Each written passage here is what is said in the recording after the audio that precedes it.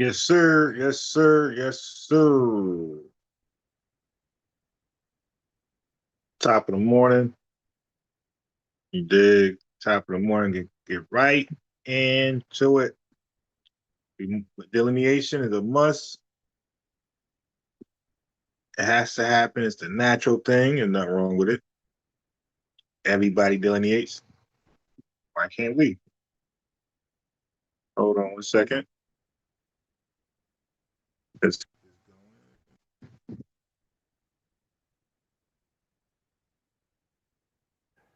All set?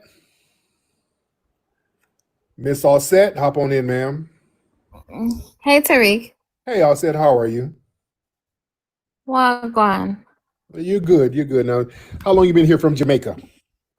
I've been there for like 10 years now. Oh, there you go. There you go. 10 years. I came here as a minor. I'm 26. Yeah. There you go. So what's on your mind, dear? Tariq, when we first ran into you, you were not anti-African. You were doing your thing on Haiti. I did not know much about you, but I've seen you before. So I just want to know what. I'm not. What makes you think I'm anti-African? I mean, it's a lot of things that the FBAs are saying that people are correlating to you because they see you as the leader. But okay, here we go. How you be the leader of a lineage? How are you the leader of a lineage? They always refer to you, though, Tariq. They always reference back to you. That's the thing. Your fellow immigrants do that. Nobody does that but immigrants. Literally nobody else. It's not just immigrants. It is just immigrants. Nobody. There's not one person who said, "Hey, Tariq is my leader." Nobody. And I've never claimed to be a leader. That's a lie that lying immigrants say, right? I don't know about that being a lie that lying immigrants say, because when I did my research... It is a lie. That's a lie. Okay. That's a lie. Go ahead. I'm sorry. When I did my research on FBA, right? You are the person that owns the word mark of FBA, right? No. Several people own different word marks for foundational Black Americans. So what? I own a trademark for clothes and events. There's somebody else who owns a trademark for T-shirts with foundation. I don't even know who the person is. There's about 3 or 4 different people who own different trademarks with the name Foundational Black American for different products. See, y'all got to stop trying to use bad faith arguments to try to say y'all, Tariq. Y'all, man, that's what you're doing. You said you did some research because that's a bad faith argument. Trying to say I'm the leader of 50 million people because I got a trademark on clothes. You're not dumb, beloved. That's you being deceptive. There's a lot of trademarks. There's trademarks on the word Jamaican. There's trademarks, about 40 trademarks on the word Jamaican. Are those people the leaders of Jamaicans? There is nobody that owns a trademark of Jamaica itself, though. They can have Jamaican this, Jamaican that. It's like 100 Jamaican, authentic Jamaican Caribbean kitchens right here in America itself, in North America. Right. All of them, yeah.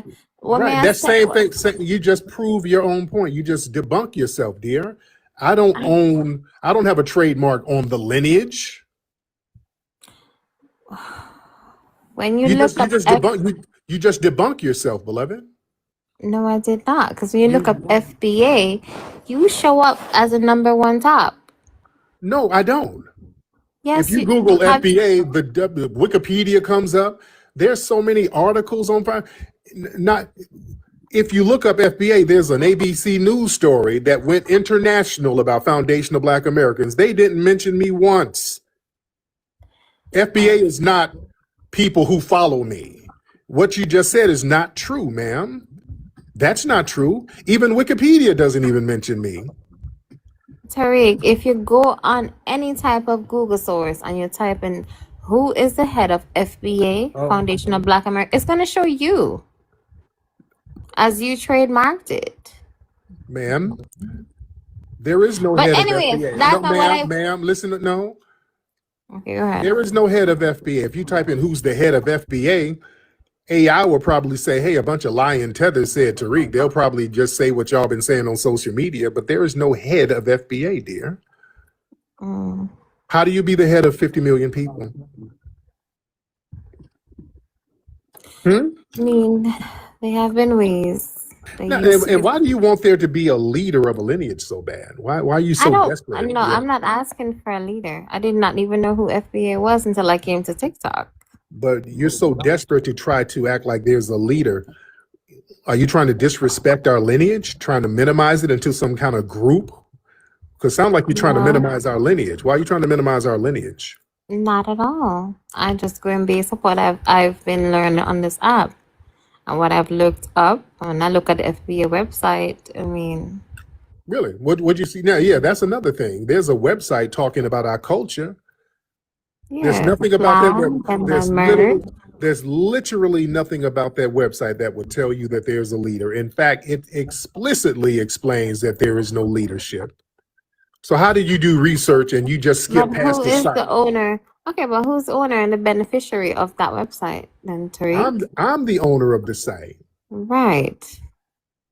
But that's what I came up with. Right. And if the owner of the site is telling you that I'm not the leader of the lineage, wouldn't the owner of the site be an expert on what he's the leader or not the leader of, right? Right. And the owner of the site will be the only beneficiary to all the merch that is bought, right? Yeah, if I sell merch on the website, if I sell a book on the website.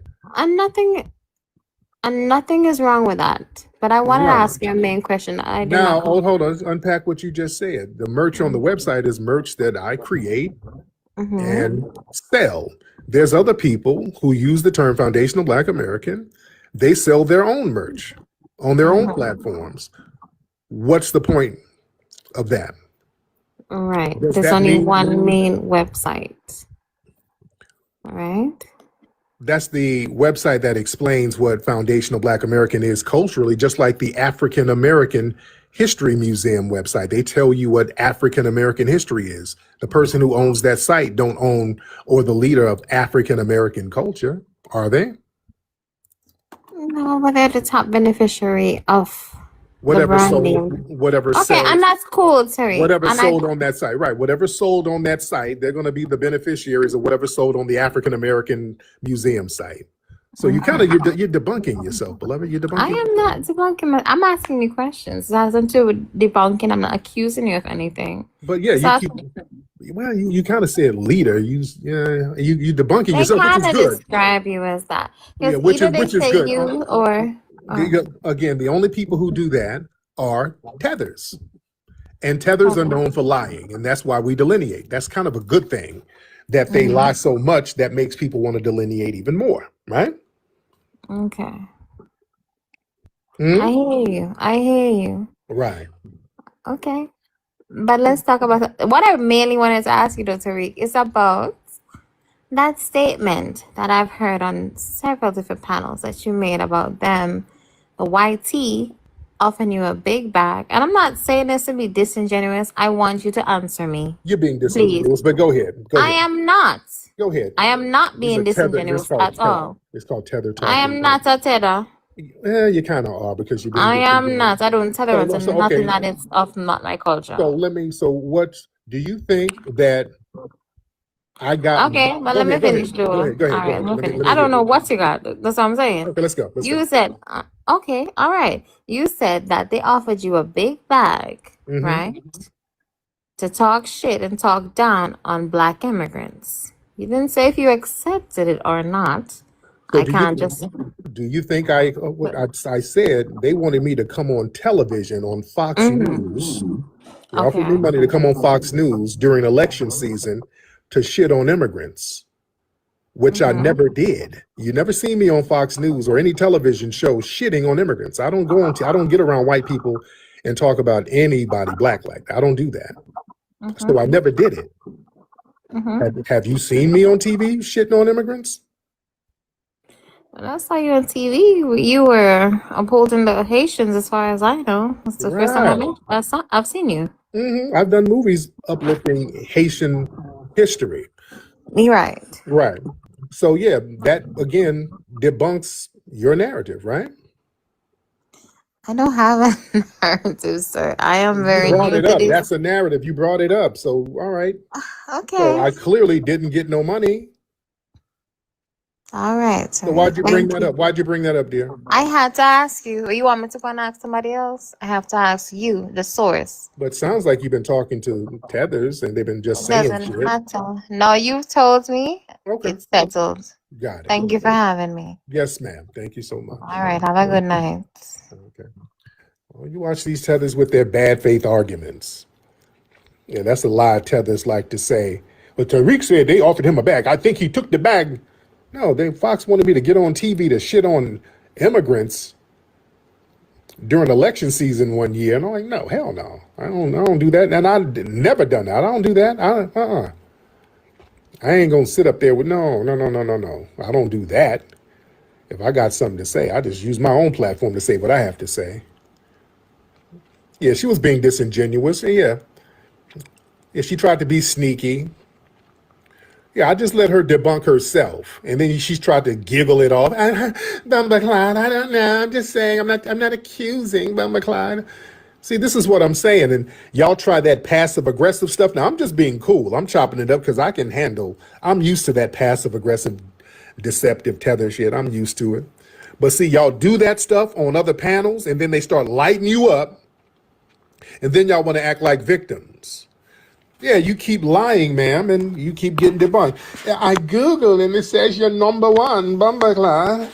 It says you're number one, ma'am. There is no leader. Y'all Tether's lying about that. You're not being slick.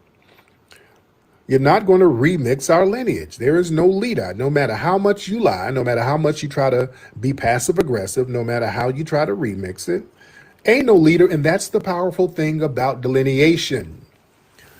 Because if I get abducted tomorrow and taken to another galaxy and y'all don't see me again, delineation is going to still be here. You understand? There is no leader. Nobody's getting directions or anything like that.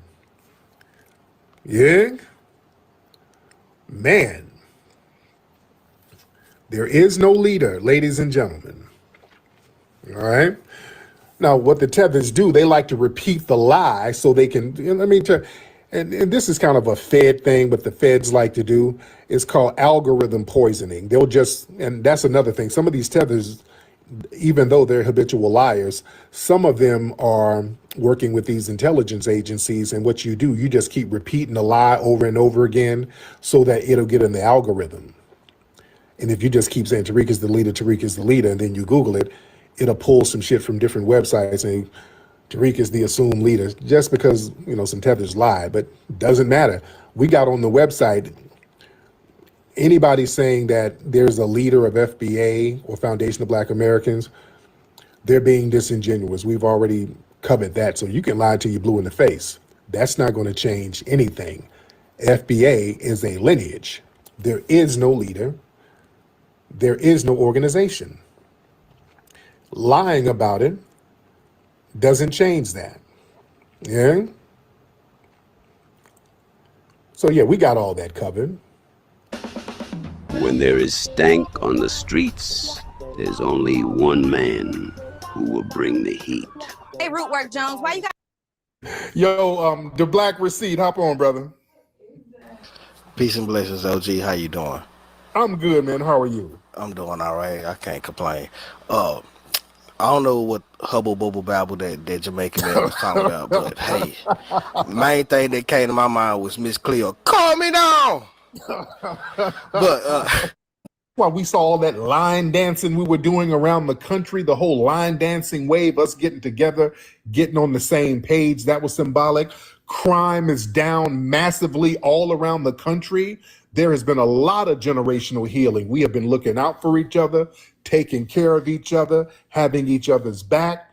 This delineation is a beautiful thing for us. That's why so many other people who capitalize off of our dysfunction, they're crashing out over it. oh yeah, because I'm starting to see a lot of elders, especially come on TikTok, and now, by the way, what, like New York, Miami, Philly. Oh, cool. So what's on your mind? What I be saying is what I'm assuming. I took it as two things. It's like a comedy situation, just busting on immigrants, and or y'all don't like Africans or some shit like that. Now, where'd you get that? Because you're just making jokes on here, but on the once in a blue moon, I be seeing the joint on whatchamacallit, on YouTube, and it's like y'all be talking down on Africans as if they're beneath your feet or something. Really? Really? Yeah, something about bushmeat, etc. But on here, it sounds like it's just y'all just making jokes, so I'm not sure. How long you been listening, sir? How long have you been listening since I've been on, sir? I'm on here, I guess. I got up around 3 a.m. and when I got up, opened up TikTok, that's when I seen you. I said, "Oh, so this is him here." What have you heard about me? What have you heard about me? And are you from Guinea-Bissau? That's where you're from, Guinea-Bissau? Yeah, yeah. So repeat that again. What you said? Now, what did you hear about me? How long have you been listening to me? Maybe about an hour. Okay, you just heard about me? No, I didn't just heard about you. Okay. I'm asking you, what have you heard about me, sir? I heard about you from Hidden Colors. Okay, got it. Okay. So the delineation that's happening right now, why do you think people are delineating? Why do you think, in your opinion, why do you think that is? Do you think it was just to hate Africans? What do you think that was about? So I seen different content. Some people saying the African was saying crap about them, which I understand. But as an African growing up in America, American was saying crap about me when I was going to school, calling me What they say about African crasher, darky. I was even fighting a couple of them. So, but I'll let all that go. Some may not have let that go. So as they grew up, they started hating Americans for whatever Americans was calling them young. And then even some of my own family members, they also was in Bartram and other places, beefing back and forth with Americans, like actually getting in fights because of disrespect. So now, as we're getting older, it's like the whole thing is now repeating itself once again, with all this disrespect. But again, I'm not sure if this is just a comedy thing, just just for entertainment purposes, or is and you know it's not just a comedy thing. You know that. Well, you know what? You probably don't, because you're not of this culture. You don't understand foundational Black American culture. So again, there's a cultural difference. We will have a serious conversation, and then in the middle of it, we'll start roasting and then go right back into a serious conversation. So that's a cultural thing. So you probably don't know about that because you're not of the culture. But we have very serious conversations, but we will, if somebody comes in talking crazy, we'll roast them and then get right back to business, you see. But this whole thing, that's kind of a gaslighting thing, like, oh, y'all just hate Africans. Why would we hate Africans? Why would we do that? I mean, like when you open up TikTok, you go on other platform. I'm guessing those are people who listen to you, so they got influenced by you. They talk like they don't like Africans either. So it's like a repeated cycle. Wait, so you said a bunch of people, let me understand what you're saying. You said there's a bunch of people on TikTok who were influenced by me, so I made people just say weird. That's what I'm gonna assume, because the biggest the first person I seen this coming from was you. Was I think I seen it on YouTube a while back, and then So you're saying, okay, stop it.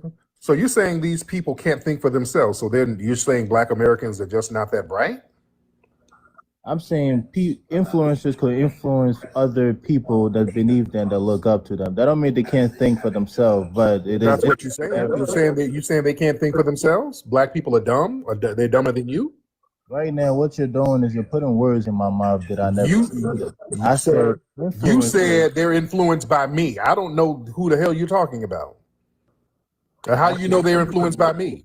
I said people can be influenced by influencers. That always happens. No, sir. You said you open up this TikTok and you hear people talking crazy and they're influenced by me. How you know they're influenced by me?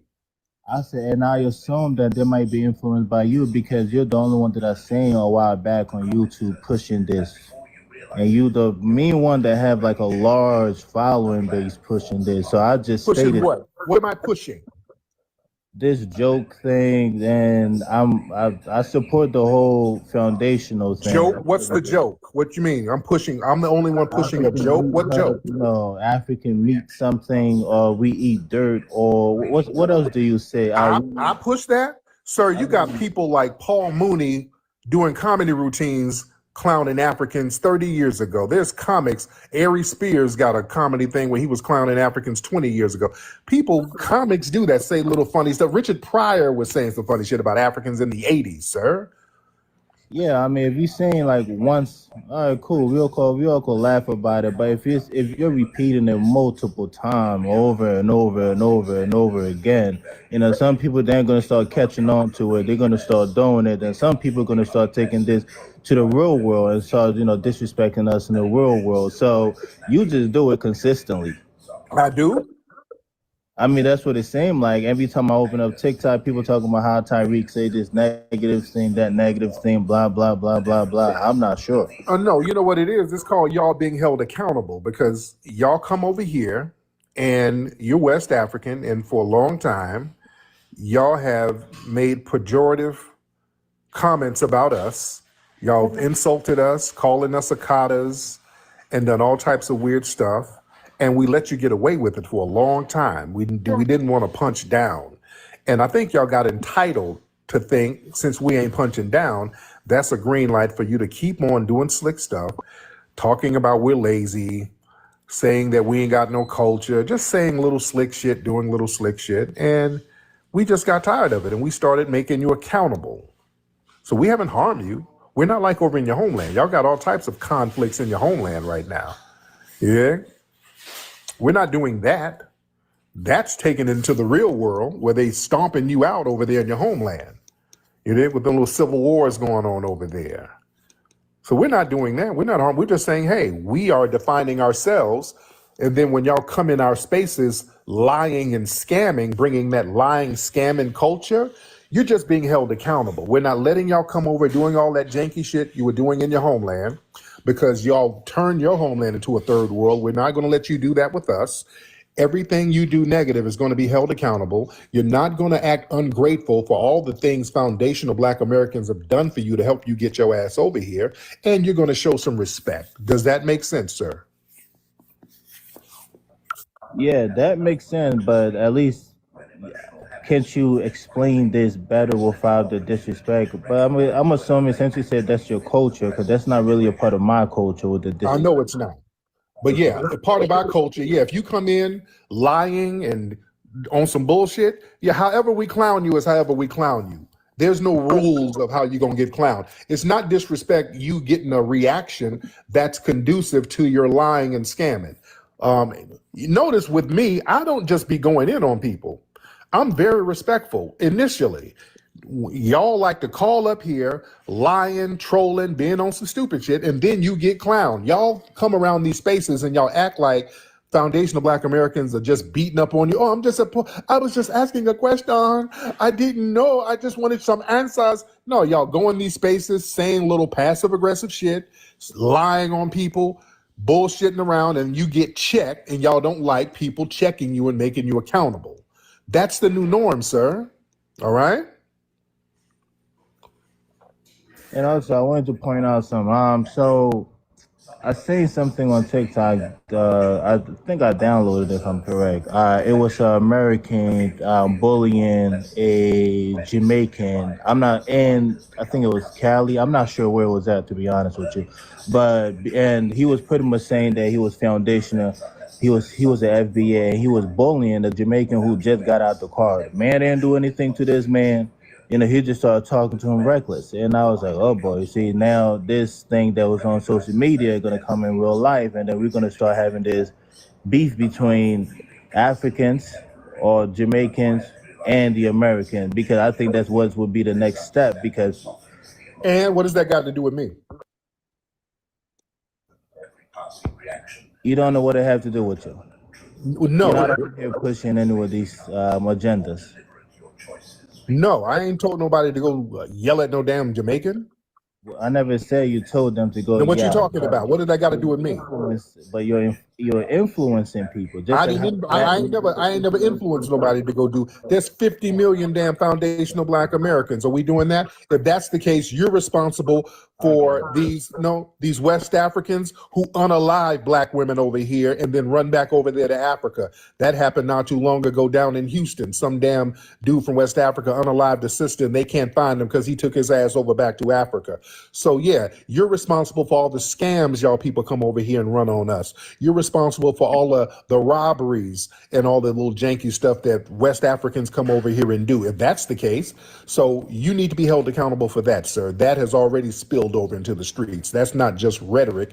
Those are violent crimes that happen to us and scams. There's an NFL player who was, well, not a dude.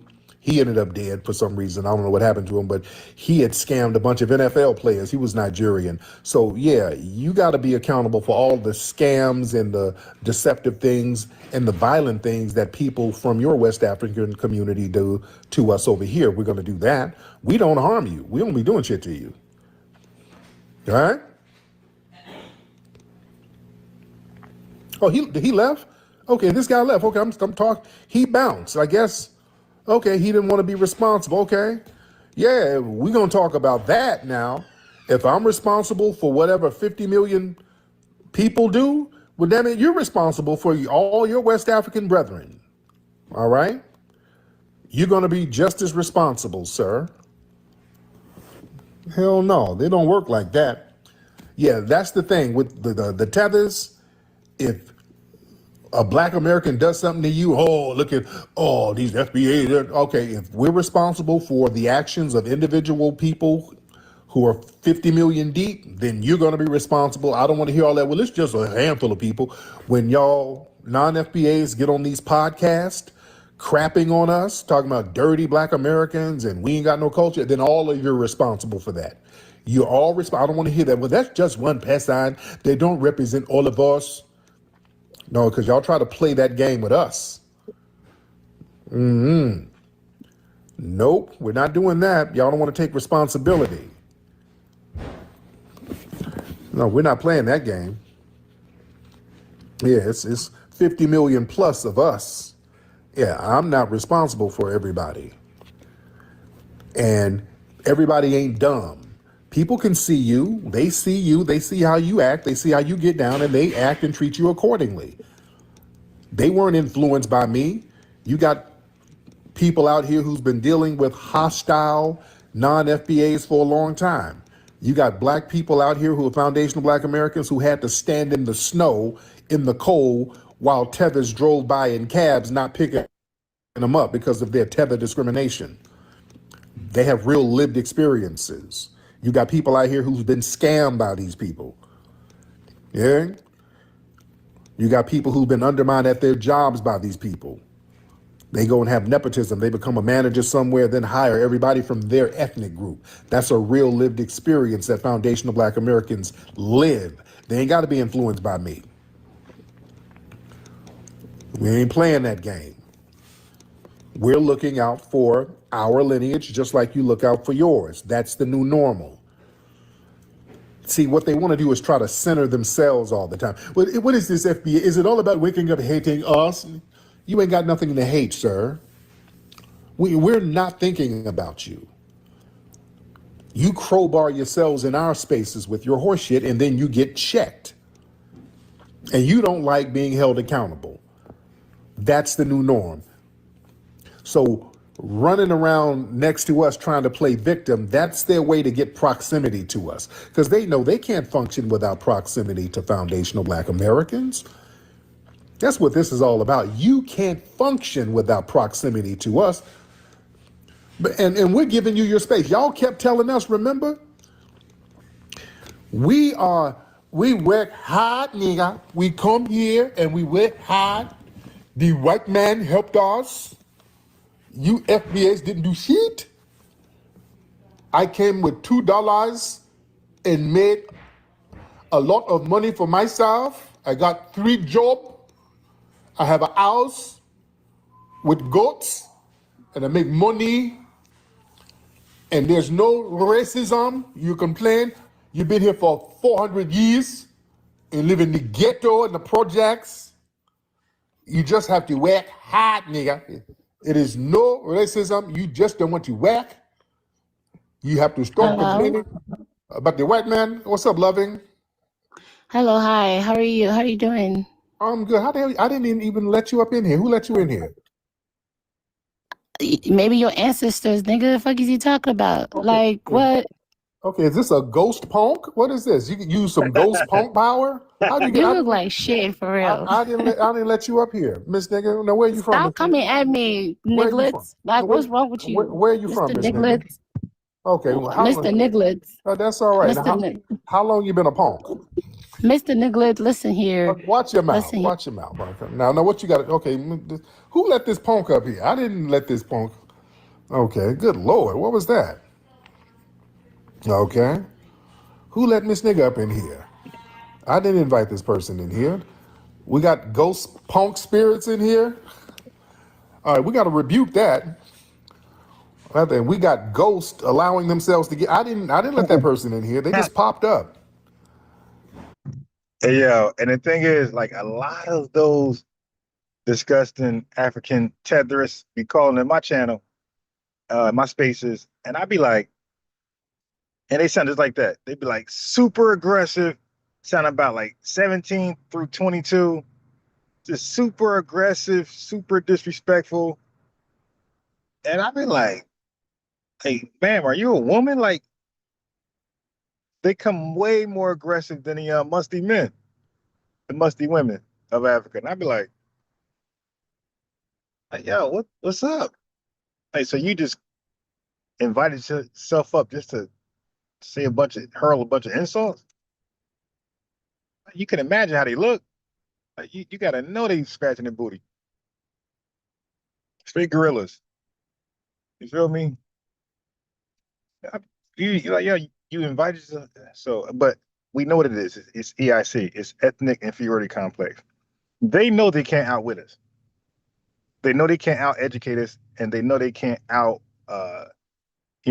critical thinkers. So they really have an inferior complex, an ethnic inferior complex, a tribal inferior complex. When they call in, instead of just talking like, hey, man, what's your issue? Let's talk about some things that FBA's talk about because you're here because we're lit. They'll try at first, and then when you see Tariq just outwit them, just ask them questions, show how illogical they are, then they start chimping out and saying what she's saying. It's like, yo, if y'all say y'all are so educated, you're so witty, you're so intelligent, why don't we hear it when you dialogue with us? Why are we always running circles over here? So case in point, like I'm live right now, you might get a tether to invite themselves up, and you'll see, hey, see some generic, illogical stuff, we debunk it, outwit them, and then they chimp out. What I'm asking for, I'm sure Tariq is asking for, where are the intelligent Africans? You know what I mean? Or non-FBAs. Where are the intelligent of you all that have a gripe with some of our talking points, some of our stances? Why don't you guys represent the Tether class? Call in and show us how educated you are. Really a bad look out there. But, you know, we look at these countries' national IQs. We look at their education and kind of get it. Like, okay. But you guys gaslit us. You guys lied to us. We've been hoodwinked, misled, bamboozled. We've been took. We've been told you guys come over here highly educated.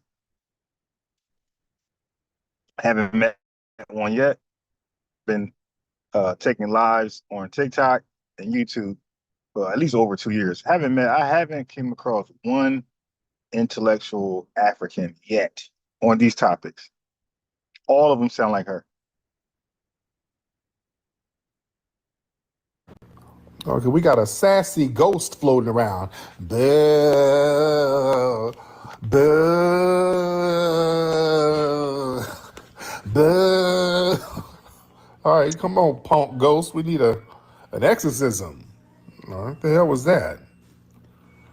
Man, using Punk ghost power. Boo. Boo. Okay. Boo. Boo. Ah. Okay, y'all look under your bed, all right? There's a punk ghost under there.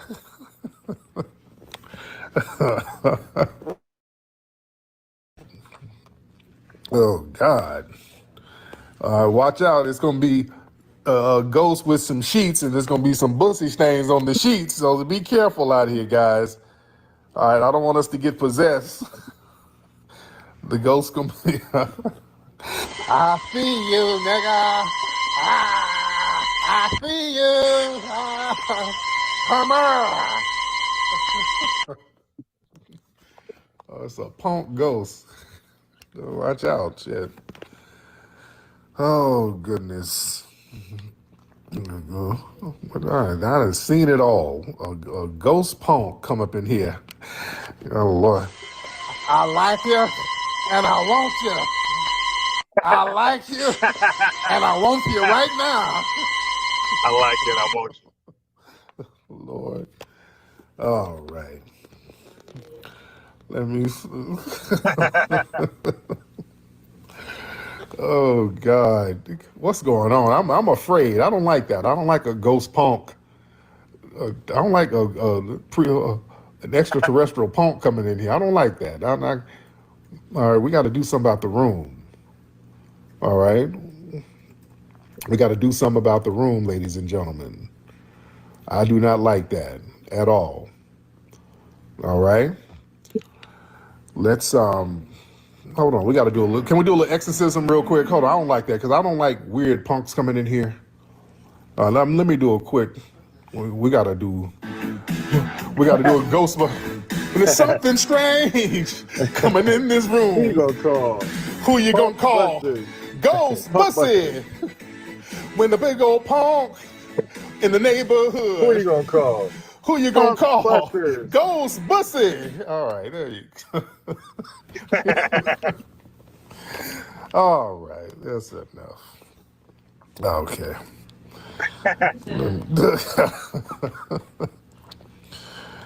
Man. All right. Let's see. Let's get some decorum in here. Oh, goodness. Okay, let's see who we got. There's just shit going on in here. Okay, who we got? Let me see. Raise the hand. Let me see. Hidden. I'm just getting random people. I ain't afraid of no punks. Dude.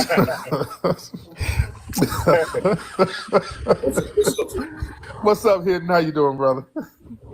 I'm doing pretty good, man. I've been rocking with you for years, man. Love. Y'all don't like it now? Running this unity game on us. When you asked them when were you united, they can't give us an answer. But I just wanted to say that, man. But peace, reparations, and delineation. My man. Thank you, Brother Dan. Yes, indeed. Yeah, y'all gotta follow Dan. Dan has a YouTube channel where he be debating these folks. Dan is phenomenal. He's in the new Hidden Colors film. Some of the pages y'all gotta follow. Y'all gotta. Dan, what is your Dan? Type your page in, because I'm subscribed to you.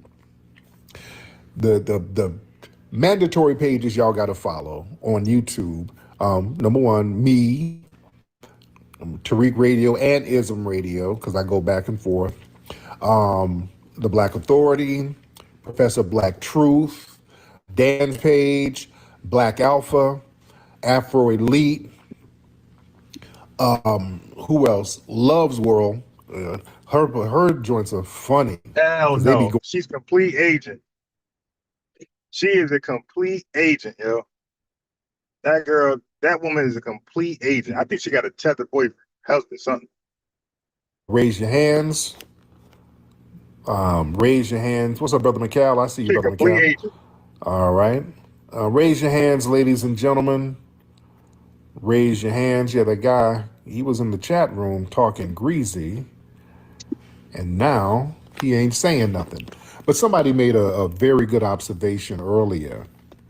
Somebody made a very good observation about how there is a healing vibe because of delineation. And that's very true. You see, for generations, man, we've been categorized by these broad shifting labels that basically erased our history. You know that? All these labels were done to erase our history. We kept being told we got to look over to ancient Africa, look over to Africa, and look over our deep, rich ancestry right here on this soil. We've ignored our people for. Let me cook on that. Right. So we've been told, look over to Africa, look over to Africa, you're African, look at your DNA, you're African. And while we're hearing that, tethers are identify themselves as black immigrants. It's like, wait a minute. You got us looking at Africa, like you just said, while you look at our soil. You're calling yourself black immigrants, black this, black that, black tether, but we're just Africans. We're African FBAs. You guys looking at the motherland while you're looking at the richest land. And to me, that's problematic. Like, I see where that's going. I see that they're going out of their way to call themselves black for a reason. They're trying to, like, that's their last attempt to backdoor. Because, like, delineation is almost complete, but it can't be complete as long as they get to willy-nilly claim black. That's the holdup. The real holdup is these folks, we allowing them to say they're black without any challenge.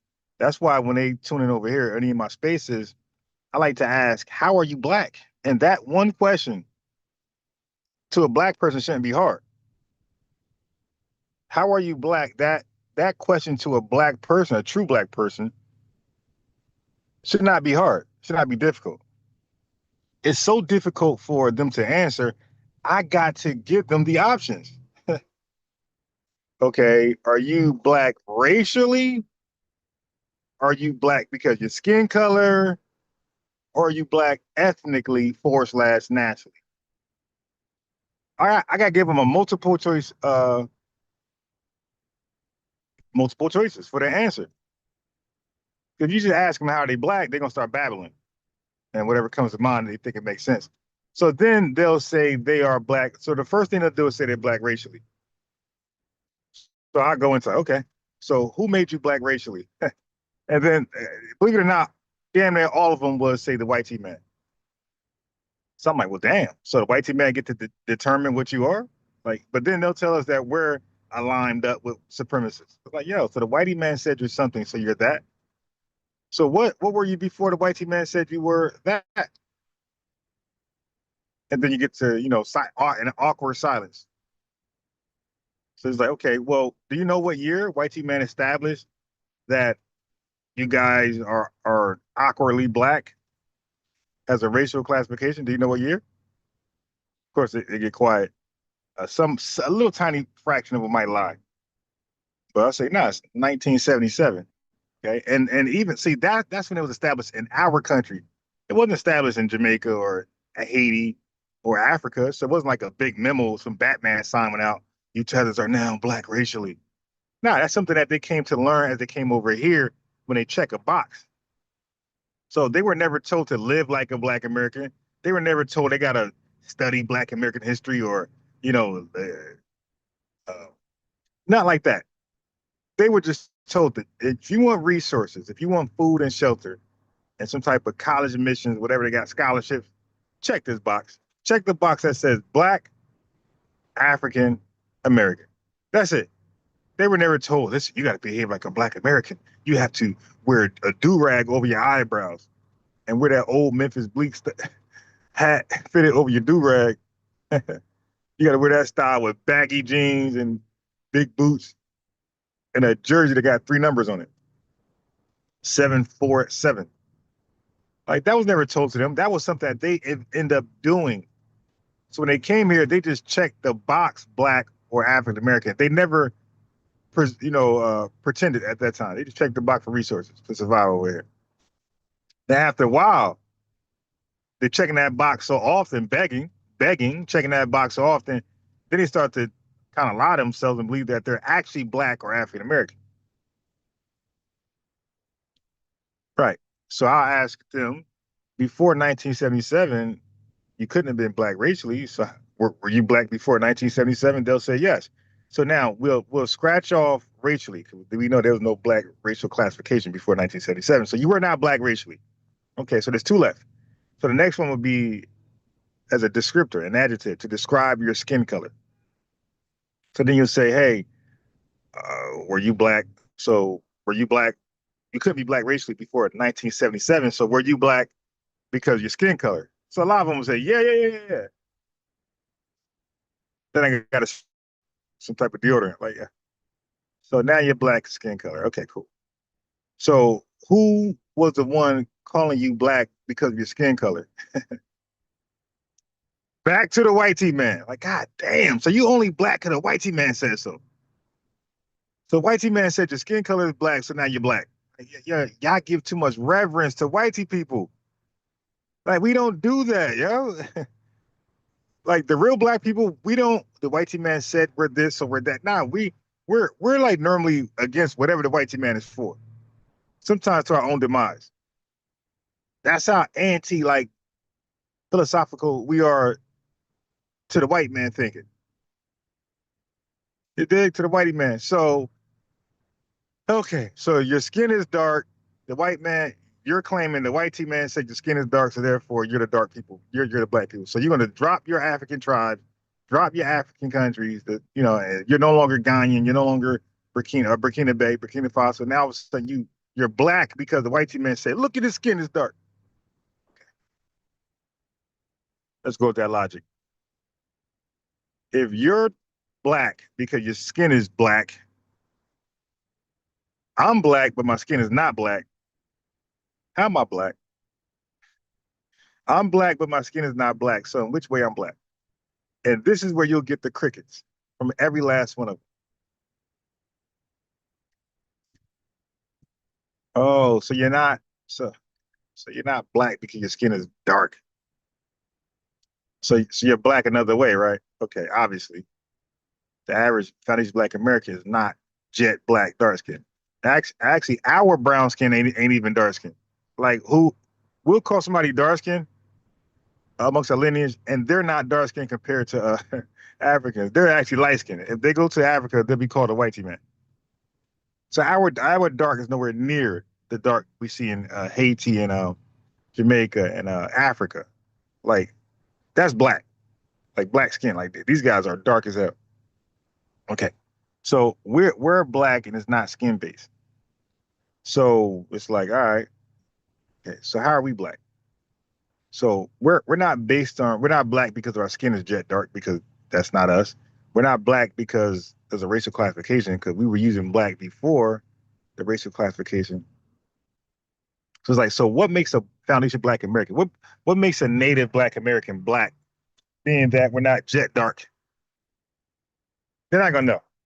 So you got to tell them. You say, okay, so black is just a word. It happens to define a certain color, but it's just a word. It's a word we use for our name, just like Yoruba is a word. What does that mean? What's the etymology behind Yoruba? It's a name that they use to identify the tribe. That's what black is. Black is just a name that we chose to identify our ethnic lineage. That's it. And we use it as a political term. We use it as a gathering love term. We use it for economics. We use it for like almost all of our all of our social activities. We use the word black, good and bad. So black for us is just putting a period on our total ethnogenesis from the beginning to now and going forward. That's what black is to us. It's not a racial. So when Native Black Americans use the word black loosely in society, we're not talking about a foreigner. We're not thinking about Africa. We're not thinking about the West Indies. We're not thinking about Haiti. We're thinking about ourselves. Okay? When these guys say black, the foreigners, they're almost always using black as an all-inclusive term for darker people of the world. they're almost always using it as that. And a lot of times they use it just for themselves, just for immigrants. I call that the flat black. So I try to get you guys to get used to training your brains to receive black. When you hear flat black, just black with no marked term like foundational or native, when it's just black, you got to train your brain to believe that has become synonymous with foreigner, immigrant. When you hear about a black stat, you got to think, okay, immigrant. When you hear about crime, you got to think immigrant. Anything that use the flat black term, you got to think that's a foreigner. It's synonymous with foreigners or immigrants. It is. When you see a marked term like foundation or native, now we're talking about the lineage. So a lot of times, a lot of FBAs get gaslit on these podcasts. A tether will come on like, hey man, look at your marriages, look at the black marriage, look at the black dollar, the economy, poverty. And the FBA would be gaslit to believe like that's supposed to reflect FBA society. Like, nah, that don't reflect us. If it did, it'll say native or foundational. When it's just flat black, that includes all those tethers that come over here from Somalia, Ethiopia, Sudan, Nigeria, Kenya. All those people are included in that black stat, that poverty rate, that all that stuff, unemployment rate. They're all there when it comes to government assistance. They're all right there. But they don't pretend that somehow the black at that time just meant FBAs. No. A lot of foreigners are in flat black stats. A lot. And I can argue they're the reason why that black stat is negative. You take them out, you disaggregate that, it'll go up. So if it was marriages, if you take tethers out for that stat, unemployment, it'll drop down. If it's crime, it'll drop down. If you take the tether class out of these black stats, the good will go up, the bad will go down. Okay? So now I know that. Now the average FBA don't know that. That's why when they come over here, like, yeah, the black stat. Oh yeah, you in there. That's why. Tell me the bad about the black stat. And once they get done, like, yeah, are you in that black stat? Okay, yeah, because they check don't forget all those stats. The reason why I could confidently say that they're in the black stats because the stats are taken because of the stats are taken by race. The stats are not taken by ethnicities and ethnic groups and nationalities. They're taken by race. So aren't these folks checking the black or African American race box? All right, they're in the black stat. Crime, poverty, divorces, baby mothers, all that stuff, they're in there. And I could argue that they're the reason why it's so high, that's bad, and it's so low if it's good. So that's why we're demanding that these stats be disaggregated. We're like, hey, if you want to do a racial thing, go ahead, fine, do that. But represent us correctly. Do a disaggregated one as well. Show just Native Black Americans, marriages, divorces, crime, employment. Right here, man.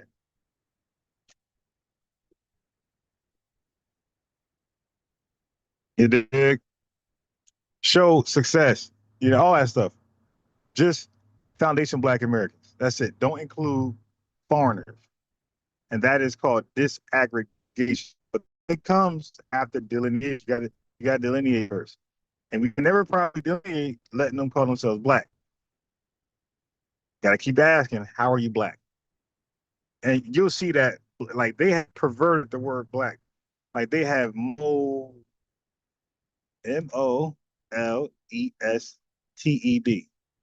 But I'm gonna say molecular, just to be on TikTok.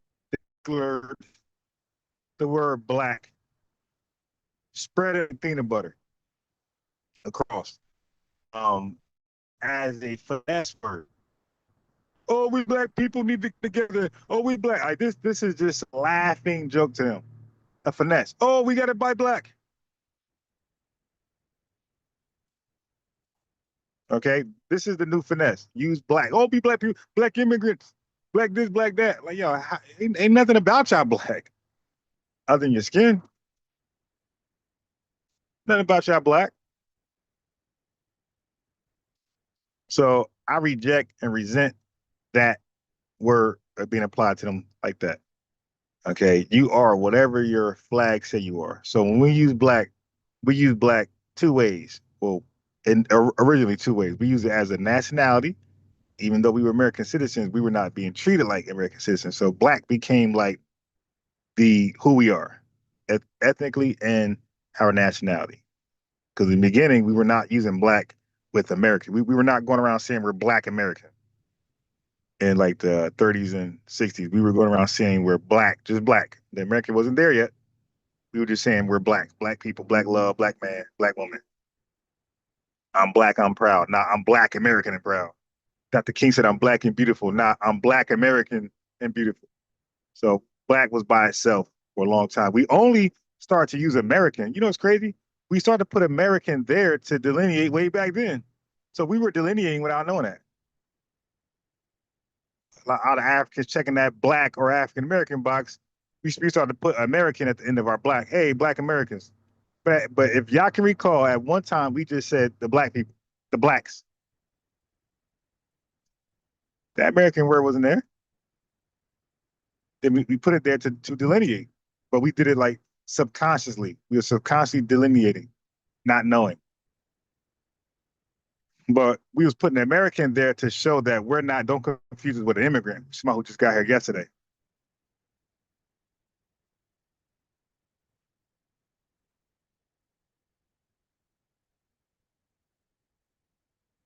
Way too long.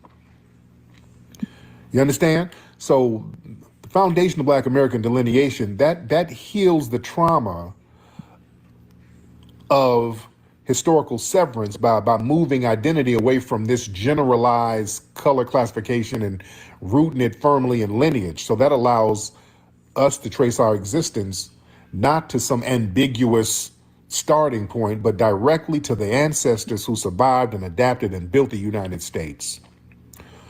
So that psychological anchor is very, very important. You see, we're rooted in an undeniable heritage. See, the dominant society, they don't want us thinking like that because they know how powerful that would make us, because we'll get on code around our lineage. That's why there's so much pushback about our lineage and us focusing on our lineage.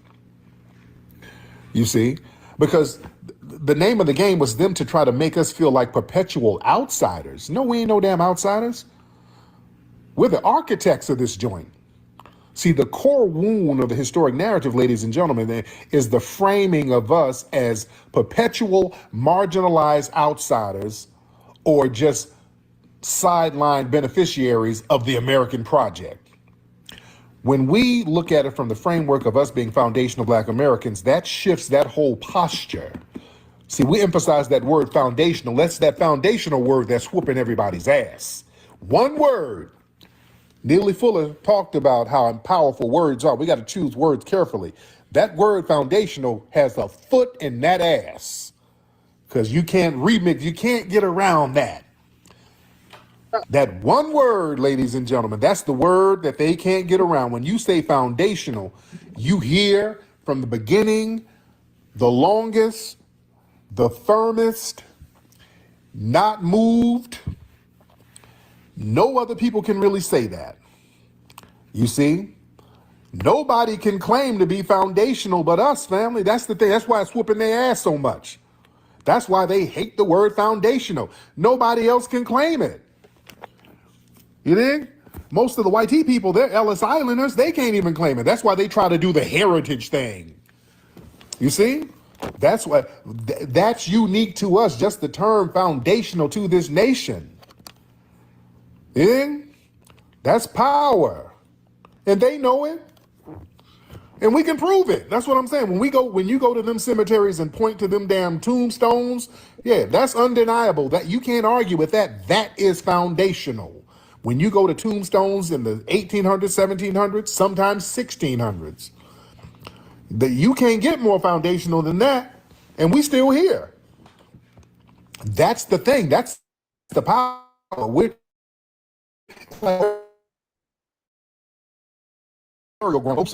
we're still here, right where our family was buried, ladies and gentlemen. We're right here, where they've been buried for centuries. We can walk over here and show you where they're buried. That's power, ladies and gentlemen. That's foundational right there. We ain't outsiders. That shows we're the architects of the nation's infrastructure, the economy, the global and cultural exports. You see? So that takes the psychological mindset of subjugation to a psychology of ownership. You see? And that whole black monolith thing, that whole Pan-African thing, which ain't nobody Pan-African over there in their homelands. We're the only ones who are supposed to hold up Pan-Africanism and all that. You see, we had to hold up the social and the political and cultural weight of the whole global diaspora. You see, where everybody else gets to celebrate their uniqueness, we can't. We got to sit up here and uphold everybody. And we said, no, we're going to prioritize ourselves. Delineation heals that by establishing healthy boundaries, ladies and gentlemen.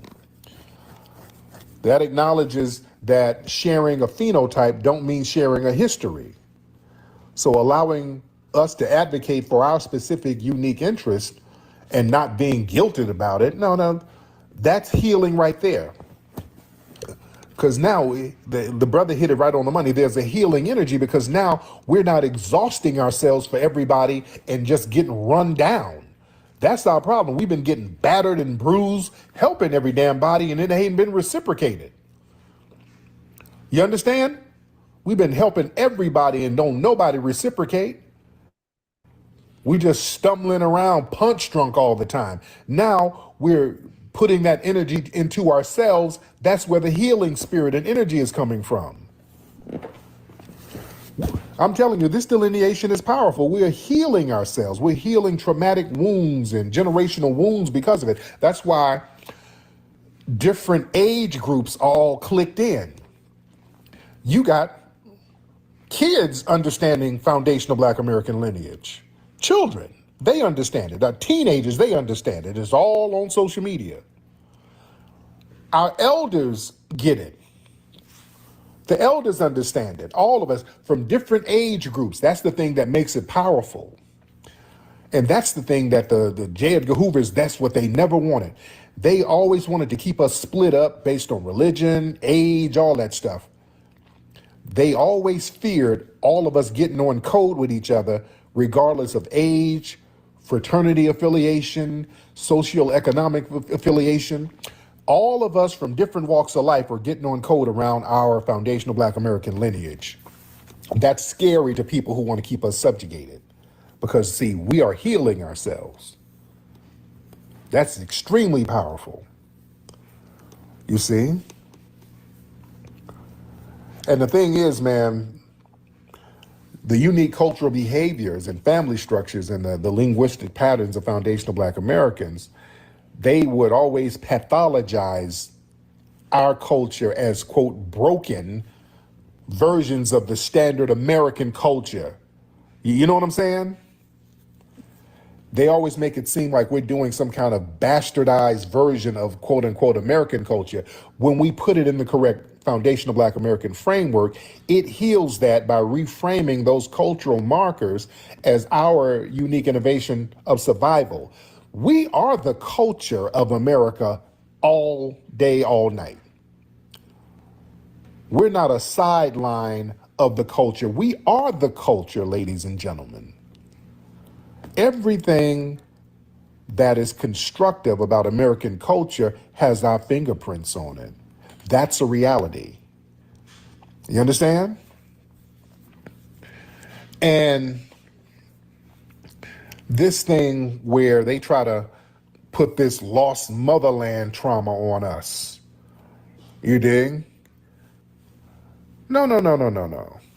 this thing that they keep telling us that we are just misplaced generic Africans.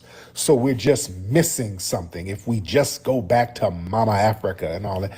No. That created a wound because it's not true. We had an ethnogenesis. And our delineation heals that wound by giving us permission to find our wholeness right here on our soil that we cultivated. This is our land.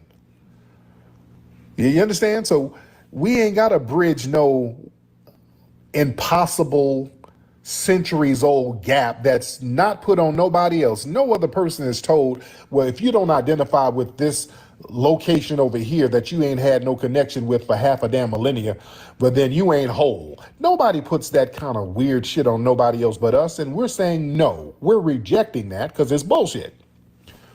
This is our joint right here. Yeah. This is the sacred ground where our grandmothers and great-grandmothers and great-grandfathers actually lived, fought, and died, cultivated, and built. Yeah? So yeah, we done pivoted from trauma bonding to legacy building. And when a group's identity is defined by its shared oppression, the culture becomes trapped into a cycle of trauma bonding. See, foundational Black American delineation, that acts as a catalyst for future-focused healing. See, that emphasizes the protection of legacy. That's why everybody who goes against us, boy, they fall off real quick, because now we've healed ourselves and we're healing ourselves and we're tapping into that ancestral energy. So everybody who comes against us, boy, they feel the wrath real quick. Hey, Charlie Kirk, you understand what I'm saying? Hey, Fat Joe, everybody who comes against the lineage, boy, things go left on that ass. Hey, Tasha K, you see what I'm saying? It's a whole new vibe. It's a whole new energy out here right now. The ancestors ain't playing and we ain't playing. We're tapped in. That what I call the spirit of Majara. We're tapped into it. The ancestors are here with us. They're energized with us. So yeah, there's that power and that energy and that healing spirit is there. And that's why so many people are just dumbfounded on how massive the delineation movement is. That's why they're like, what is this FBA shit? Who's funding this? It's everywhere. What is this shit? That's why they don't know what to do. They're crashing out. And they don't know what to do because it's so massive. That's why they keep trying to compartmentalize it. Tariq told you to do this shit. They're acting like I'm in a room with a big old giant computer screen controlling people's minds. They don't know what to think. They're just losing their minds. This is just bigger than they can grasp. Yeah, it's bigger than they can grasp. They don't know what to do. Yeah. So now, because they can't dissipate the energy, I mean, delineation is here. It's a renaissance. This is a renaissance. So now what we're seeing, they're trying to find ways to backdoor. Now, well, I'm half FBA. Well, my cousin is from Memphis. And now this Jamaican dude, because you got to listen to what these people are saying. That Jamaican dude, I said, uh-oh. Well, I have a bloodline to the 13 colonies in Nova Scotia in Canada. What type of backdoor bullshit is this man trying to pull? Uh-oh. Here we go. Yep. Yeah, that half FBA. Everybody's half FBA now. Well, very interesting. But yeah, we're giving the honor and respect to our foundational Black American ancestors. That's what they've been waiting on. They've been waiting on it. And the dominant society, they know how spiritually powerful that is when you acknowledge your immediate ancestors. They know that. That's why they keep trying to Pan-Africanize us to make us focus away from our powerful ancestors. They know how powerful they were and how they survived and they made a way for us. Our ancestors were absolutely powerful, phenomenal people right here on this soil. And we're going to give them the proper respect that they're supposed to get as foundational Black Americans. That's a commemorative term. Just like HBCU, that's a commemorative term. They didn't use the term in the 1800s. We use that term now to commemorate HBCUs. We're using this term to commemorate our foundational Black American ancestors and ourselves. That's power, ladies and gentlemen. And that's healing. Yeah? Man. Let me see. Somebody say, hey, Sheila Jackson Lee. Yeah. They got the ancestors, got them all up out of here. Man. Let me see. Y'all rate. We get one more. Can we get one more? Yeah, let's get one more. Raise your hand. Raise your hand, ladies and gentlemen. Yeah, the delineation is powerful. Remember, the movie Sinners was really about foundational Black American culture. That's why the movie was so powerful. That's why it took off the way it did. And our good brother Ryan Coogler proudly admitted he was a foundational Black American. Proudly, several interviews, stood on foundational Black American business and was blessed tremendously with the spirit of the ancestors, man. I'm so proud of him in that movie, phenomenal. Got all types of accolades based on our culture, based on foundational Black American culture, giving honor and praise to standing on business. When you stand on business, you can't lose.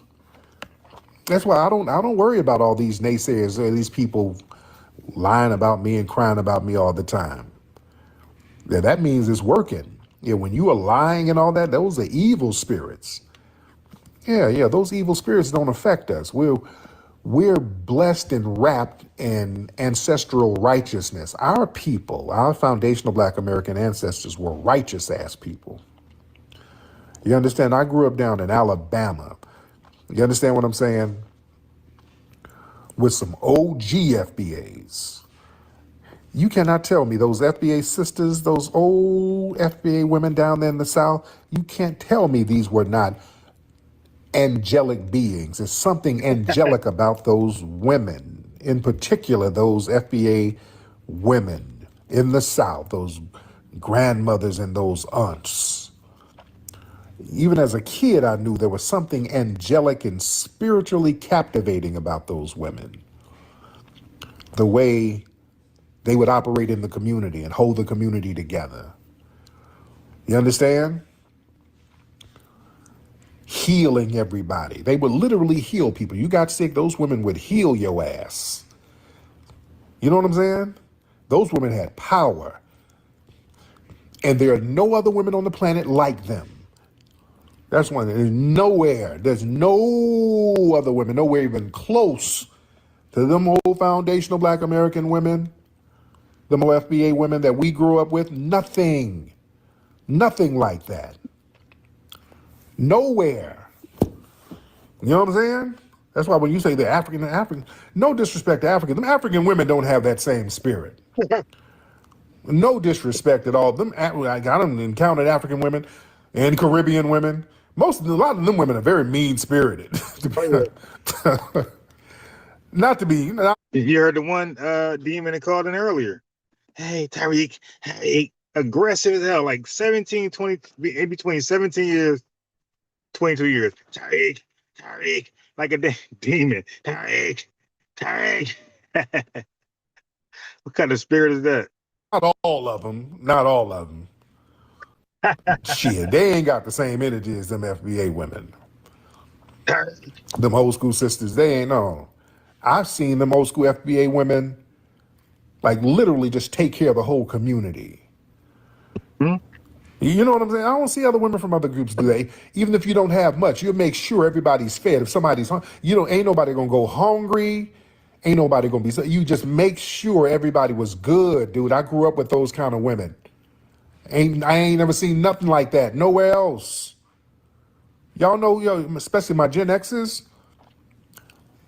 your grandmothers and great grandmothers and aunts, they would heal everybody, take care of everybody, take care of people's kids. help people with school money, help people get with clothes, sew clothes for people, get there and just literally make clothes for people with their fucking hands. Nobody is like them fucking women. Nobody. At all. You dig? It's something magical. I'm telling you, something spiritual about them. There's always been something spiritual about them. Yeah?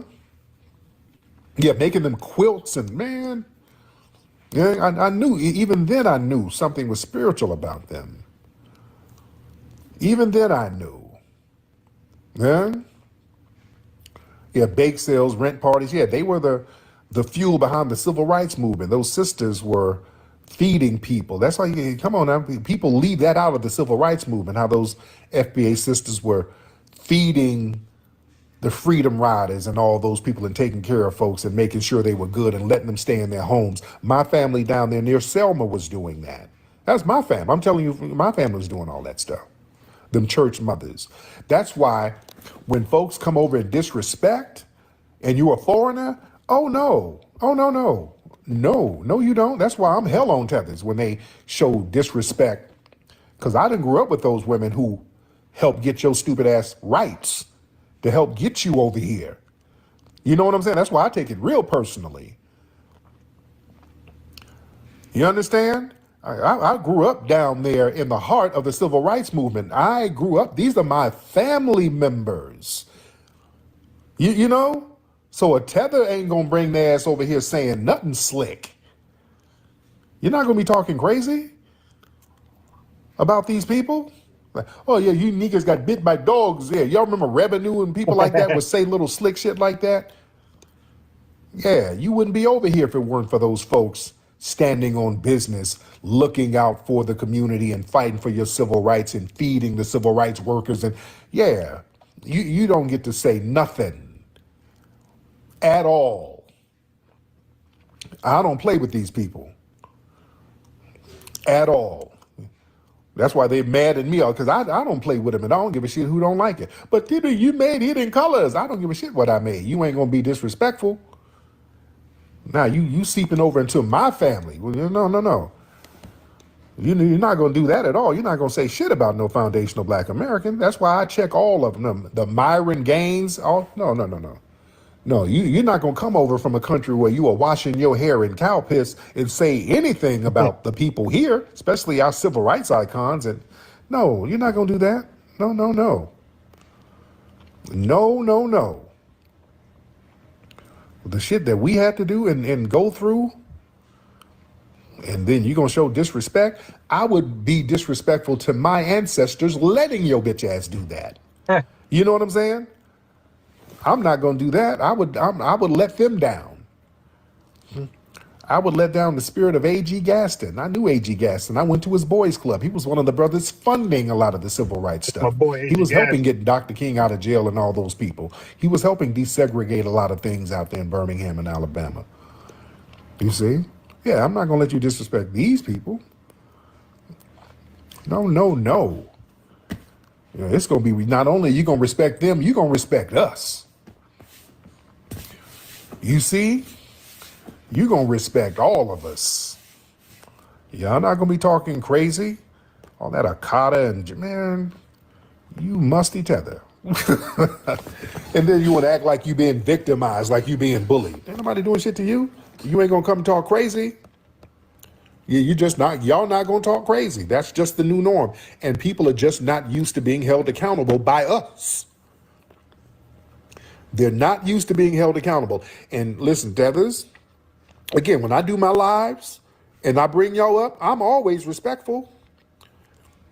When y'all call up, I don't just be going in on you. When y'all listen to any of my lives, any of them, when y'all foreigners, you call up, I show you respect first. Every time, without exception. Anytime y'all call up, I show respect. It goes left when you say some stupid shit. You be disrespectful, which is what y'all always try to do. Guess what? It's going to go left. And that's what y'all do too. Y'all get in these spaces, because FBA's Foundation Black Americans have spaces and they be chopping it up. Then one of y'all get in there and then y'all try to be passive aggressive and say something slick, and then they start pouncing on that ass. And then you ask, oh, I got beat up. They were calling me. No, you were in there saying some dumb shit, and you just got checked and held accountable. Stop trying with that innocent stuff. They love to try to act innocent. Hello, I'm from West Africa, and I just wanted to ask, why do you Black Americans like to do drugs and be lazy? They all do that. They start off like fake respectful, and then they come with the disingenuous questions, the bad faith questions. And then you say some shit like that, then they light you up. You get clowned. They start checking you. You're so mean-spirited. See, I told you this FBA shit is a hate group. It's all about hate. Why do you hate so much? Shut up. We ain't going for that. Y'all want to be Karens. Y'all want to be little musty Karens. Nobody's beating up on y'all, but y'all get checked every time y'all go in these rooms talking dumb, and then the FBA family lights you up. And then you turn into a Karen. So you can cut that out. All right? All right? Because that ain't going to work. See, what they want to do, they want to do the victim thing. So, they want to be like Asians. You know what they want to do? So they want to go try to act like they're victimized by us so they can go run and get a crime bill. That's what they really want to do. That's a little con game, family. They think if they act like Karens and they act like they're abused by us and we're just beating them up, they're going to go run to the authorities. Hello, I need a crime bill just like the Asians. Those Black Americans are beating me up and they're being rude to me. I need a U visa. Listen, I was in a room and they called me a musty tedder. Hello, FBI. Can I get protection? What is this shit? What did you put on my foot? Not the beat. Wait. I want to wait. Hold on. Hold on, nigga. What are you putting me? What are you doing? I need protection. I didn't want to get an ankle monitor. Can I retract this statement, nigga? I want to retract this statement. I am not a victim. I'm half FBA myself. Please. I'm half FBA, nigga. They all half FBA. Ignore my goat. Ignore it. And I swear, all of them that call him to my live, said they got a hard ass thick accent. Even the Guyanese woman I played yesterday. Everybody, the Liberian guy, my man got a FBA mom. All of them are half thick ass accents, but they all have FBA. Oh my God. I borrowed the goat from a friend. It is not my goat. I don't know where the goat came from, nigga. So they start copping, please.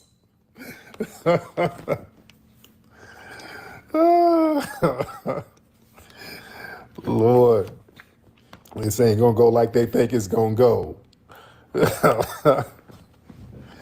Shout out to everybody in here, man. Let me get up out of here. Y'all ain't gonna have my ass up here all night. My lady's walking around with her booty shorts on, so I think she might want some activity.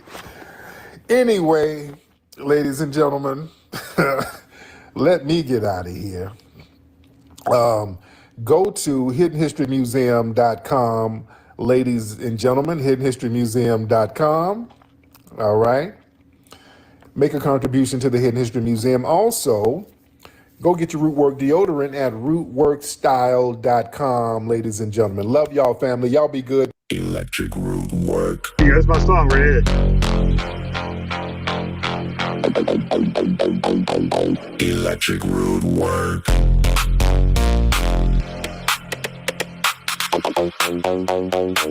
Electric Root Work.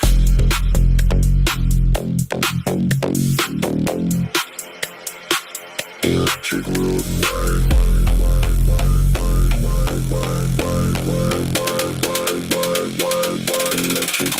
Work.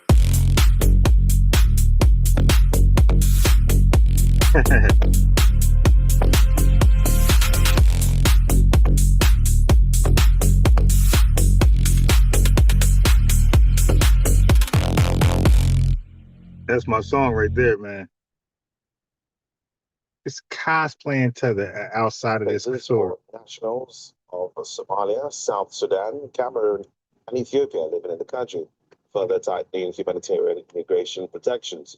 The latest terminations followed reviews by the Department of Homeland Security, which determined that the affected country no longer met the three requirements for TPS. Somalia's designation ended on August 14, while South Sudan's expired on August 7. TPS allows eligible nationals already in the U.S. to remain and work legally when conflict, disasters, or other extraordinary conditions make returning unsafe. Cat. Joining us now is global policy analyst Alexander von Rogen to give us more insight into this. Alexander, thank you so much for joining us on the news. I'd like to know, what does the end of the TPS mean for affected countries like Somali, South Sudanese citizens, and even Cameroonian and even Ethiopian nationals who live in the United States? I can tell you what it means. They got to go home. Well, they ain't got to go home, actually. But they got to get up out of here. Stands for temporary protective status. And it was never intended to be a pathway to permanent residency. It was a shelter extended to foreign nationals that were leaving their countries due to political strife or persecution, war, you name it. And they qualified under those guidelines. But right now, Trump is going through, I guess, an immigration cleanup, if you want to put it in the States. Something and like he's targeting programs that have gone on for too long and perhaps have expired in their potency. They're citing on the TPS, they're citing those countries are now safe for many of the migrants to return to, as a war may be over or the persecution problem has diminished. Of course, people aren't always in that category, so there's other means to extend a temporary status in America through other visa applications. But Trump administration has also expedited the wrap-up time to be only 60 days on the expired TPSs now, from a former 6 months to 12 months. So that really puts the pressure on these foreign nationals to either get their affairs in order in America or return to their own countries. All right, now, Alexander, what factors are driving the U.S. government's decision to end this humanitarian protections right now? Well, I think in one can say in one way the administration's kind of weaponizing it for favors from specific countries, and depending on their cooperation with the United States, America will show more leniency towards them. Also, certain scandals in America have really upset the voter base. The recent fraud scandals in Minneapolis with the Somali community, I guess allegedly 17 to 18 billion dollars was pilfered out of the system from the COVID era on programs initiated by primarily the Democrats, and Trump is, of course, using them as a political tool to crack down and show he's cleaning up America for Americans. I'm sure they will catch many of the guilty parties, but I think the collateral damage from immigrants will also feel the brunt of it. Now, how significant is this decision as part of Trump's administration's, a wider immigration policy? And most importantly, could it signal further restrictions on African migrants in the U.S.? Well, he hasn't. He's put 30 countries on a restricted list. Now, restriction means it doesn't mean they can't get visas into America, but they've put such a high bar now, between $5,000 and $20,000 deposits that must be placed. Now, it's a refundable deposit, but that deposit is forfeited if there's an overstay by the visa applicant. Damn, well, that's good. Historically, that's a good policy. Certain countries have notoriously been overstaying on their visa permits in America. And this has led to tighter scrutiny on the program. Now, what could be the humanitarian and, should I say, economic consequences for, affected nationals who may now face uncertainty over their legal status and ability to remain in the United States of America? It could range from favorable to dismal. Just because a TPS is canceled doesn't mean they don't have alternative mechanisms to apply for extensions. They might be married to an American. They might be able to get a letter from a current employer that cites their job as essential for the survival of the American company. Scam. So it's an essential need, and they can get a waiver based on that, or they could just be qualified for a green card, which they may not have received prior. But 60 days is a pretty short window to achieve that status if you haven't gotten it already. Now, I'd like to know how you would suggest, or how you think African governments should respond diplomatically, and what leverage do they have in engaging Washington over the welfare of their citizens? Well, if you look at the list, there's certain countries that aren't on it, and you have to ask yourself why. Nigeria's on it. Ghana is not. Kenya is not. Ghana has made a deal with the American government to be a third-party receiver for deportations because of its status of in ECOWAS and visa-free status with ECOWAS countries. They can accept deportees from America destined to other countries where their own countries may not accept them, but Ghana can take them in, and it adds as a conduit back to those countries. Now, they've received a lot of criticism from ECOWAS because of it, but they've also gotten special waivers from America.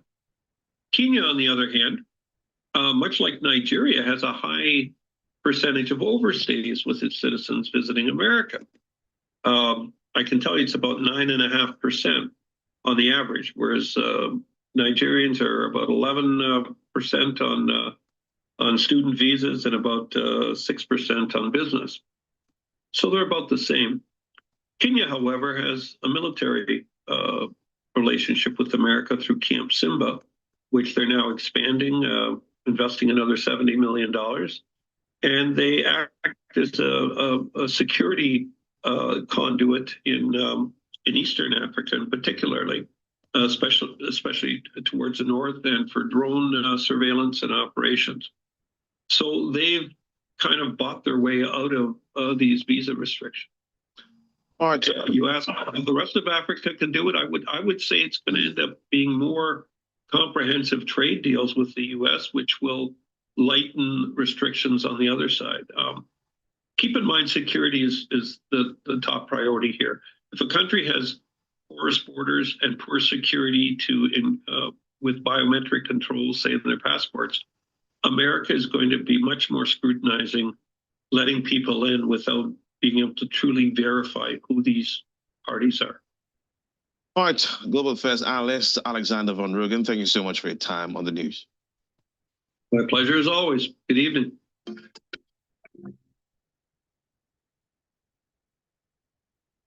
Hey, so the chat want to know when you're going to have time to go in. Oh, I'm ready. Oh, go. I'm waiting on you. Oh, in the Haitian Constitution, it says that Haitians shall henceforward be known only by the generic appellation of Blacks. And this was in 1805, which was before the time where Black Americans started using the term, which is why I'm very surprised that a lot of Black Americans try to gatekeep the term Black, as it was used by people from the islands before you. Okay. So I think it's very unfair. All right, so a little bit about me. I'm a low-key historian. Okay, so now you just translated some things in English. What did it say in Creole French? The word B-L-A-C-K was not there in 1805. So I would like to know what term did they use in their constitution? And I'm gonna tell you all about that. I know a lot about Haitian history, and I know about the term that you might not be aware of. I'll tell you if you're not aware of the term they use in Creole French. I can go ahead and try and find it, or you can tell me the term. Okay, it's Lesnoir, less noir. Okay, so that was a term they gave themselves temporarily to galvanize Haitians to fight against, not the French, because they called the French Blanco. So it was the Blancos versus the Noirs. These are temporal terms they called themselves and they called their ops. Now we know the French is not Blanco. We know the French is French. So these are temporal terms they call the French, and they used to galvanize the Haitians against the French.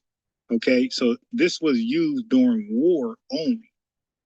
Once the war, this was not a primary ethnonym, right? I'm gonna break down ethnonym, endonym, and exonym in a second.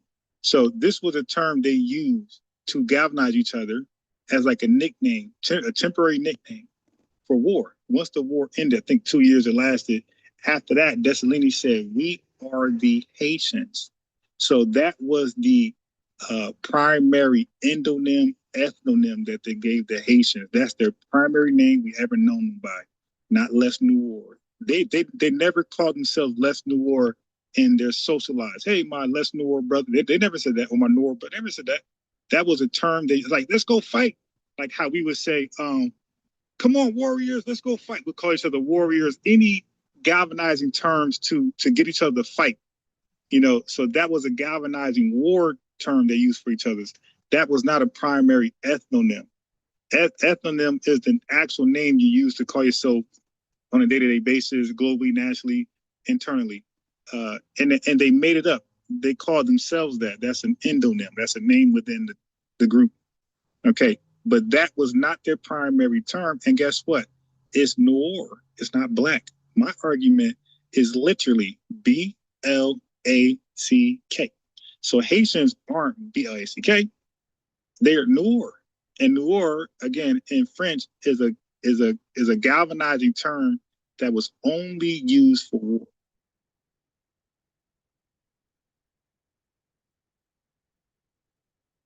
Okay, so nobody on planet Earth called themselves after a skin color. That was something the Europeans and the colonizers period was doing. So you had Arabs who called the Kushites, the Nubians, the people from Mali. They called them Balad al-Sudan. They called them a name after their skin color. So nobody on earth called themselves a primary endonym, ethnonym, after their skin color. Nobody has ever done that. That was Europeans. That's called an exonym. Outsiders calling you something you didn't call yourself, and it was always used in a derogatory sense. There's no need to identify your color when all y'all are that same color.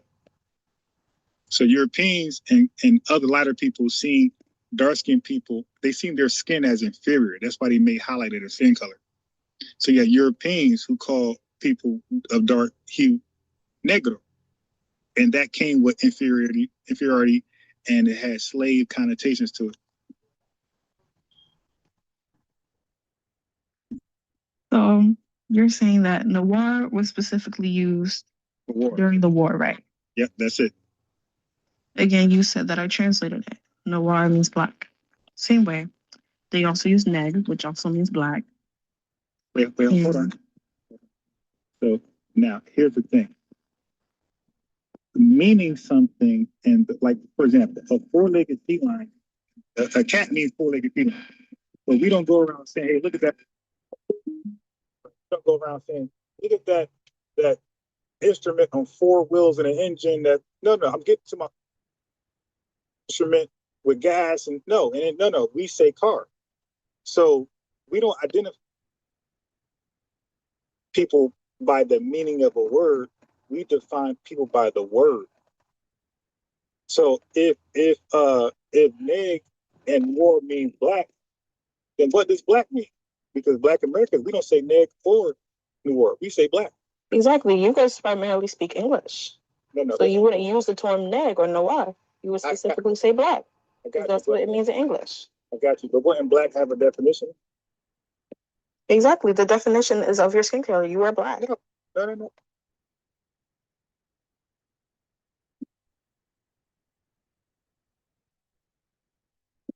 Hold on 1 second.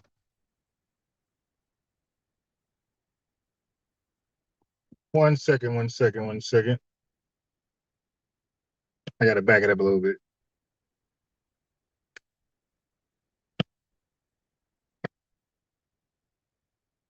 Okay, that didn't work.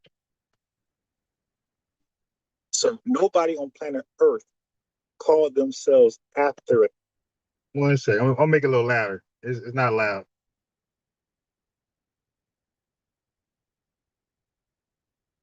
Pains who call people of dark hue negro, and that came with inferior, and it had slave connotations to it. I'm black. No, you define people by the word. So that's black. See, right there. Okay. So now here's the thing. Meaning something, and like for example, a four-legged feline, a cat means four-legged feline. But we don't go around saying, hey, look at that four-legged feline. Right? We don't go around saying, look at that. Chiefs. I mean, one second. I'm trying to get the audio louder. It's like causing me a headache. Where we at? 155. All right, I got it. One second. I got you. Hold on. Damn it. Hold on, damn it. Trying to get louder. Okay.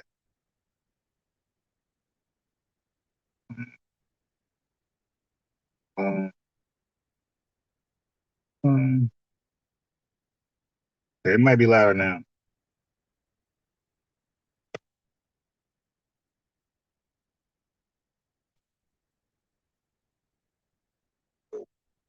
It was the Broncos versus the Noir. These are temporal terms, like how we would say, come on, warrior.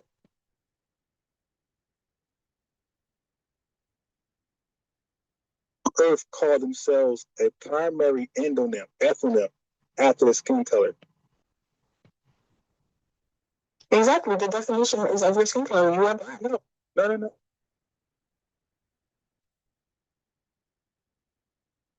Phenotype, you're black.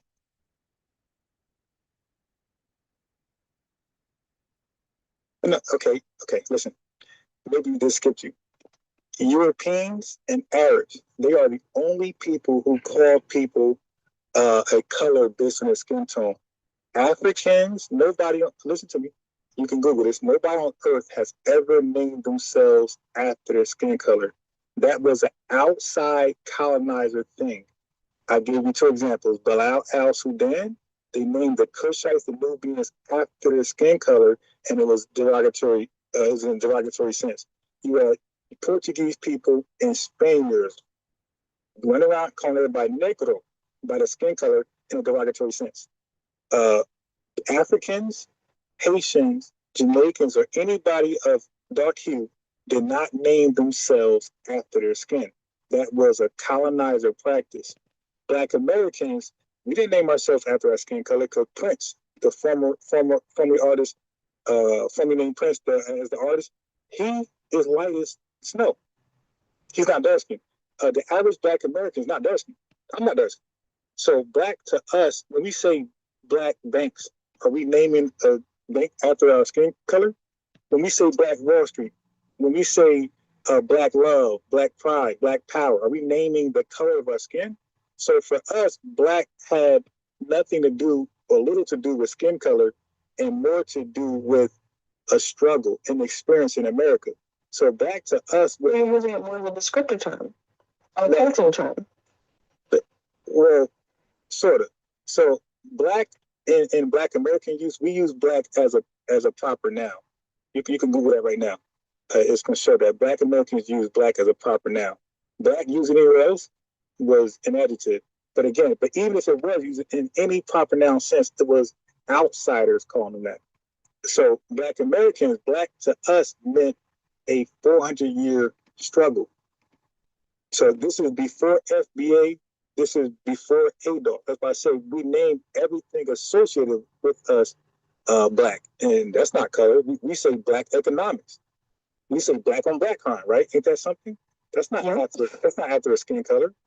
That's after who we are, right? So that goes deeper than the skin color, and that be the problem when people say they're black.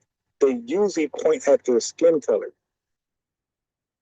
and when they do that, they're using the lens of the oppressor, because only the colonizing oppressors call people of African descent after their color. So I keep saying that. You can Google that real fast. Those are called exonymic names from colonizers. So when people say they're black and they point to their skin color, they're using black in the derogatory sense of their colonizers. So even when we were called negro, right, colored people negro, we were called outside of our name in a disrespectful, derogatory way, right? So there's negro and colored, we're not called black. So in the 100, 200 years later, after we fought for our freedom and the Emancipation Proclamation and Enforcement, all that stuff happened, later down the line, we decided to name ourselves. We no longer want to be called colored and negro, right? That's what we were being called for some time. So we felt like, okay, this is slave man colonizer titles, which they are. And we said, okay, well, we're black, and black doesn't mean what you said it mean. To us, black means A, B, and C. That's called an endonym. That's when the inside crew name themselves and the exonym outsiders don't name. So when we say, can Africans be black, for us is no. But you're using your descriptor term. So you're just saying like, I'm specifically black because I'm describing the black experience in America, and that's what makes me black, and I'm a black American, you know? No, that's not what I said. You keep saying descriptor. Descriptor is an adjective. I just told you, if you Google black, how black Americans use black as a noun or proper noun or adjective, just Google that and you're going to get proper noun. So we're not using black as a descriptor term. We're using black as a proper noun. So black in America is capitalized with a B, capital B. It's not a lower, so all adjectives are lowercase. They're not only proper nouns are capitalized. So in in America, we got black capitalized. So the first letter is capital B. That's a proper noun. It's not a descriptor. We're not describing something. We are that. And what we're doing is we're not describing, we're naming our unique ethnogenesis. The Haitians, Guyanese, everybody went through their ethnogenesis, and you named yourselves based on that. We named ourselves black. We never named ourselves before then. Our colonizers named us something. They named us colored. They call us NIGGER. They call us negro. They call us all types of crazy derogatory terms, right? But we knew we would get no respect globally representing a name from our colonizers. So what we did was we looked back and called our entire journey. We identified our entire journey in America as black.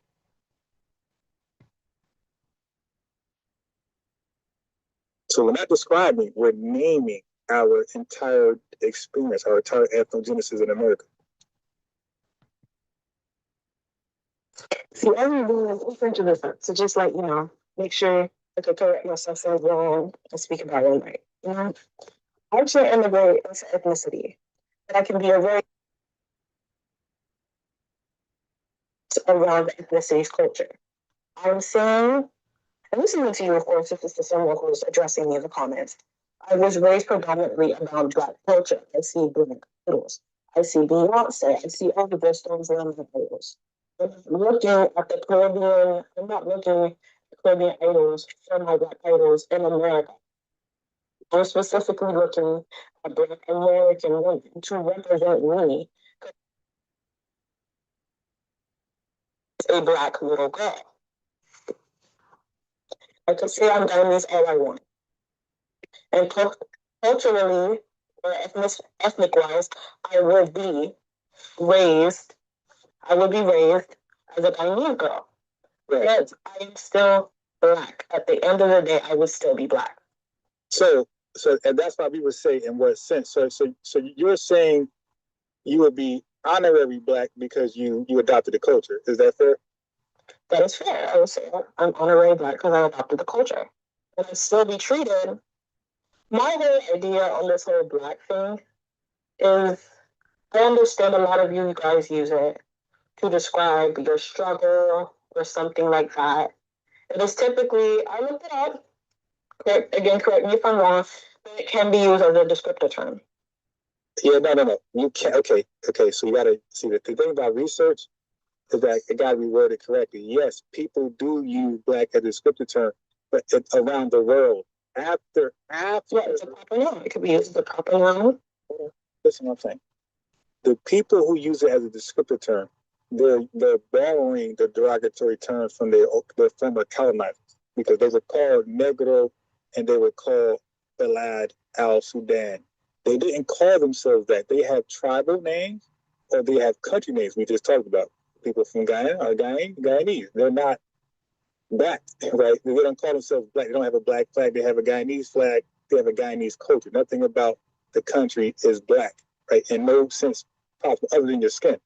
Some people's skin, because you got light Guyanese people too. So, so when you ask AI, you got to be very specific.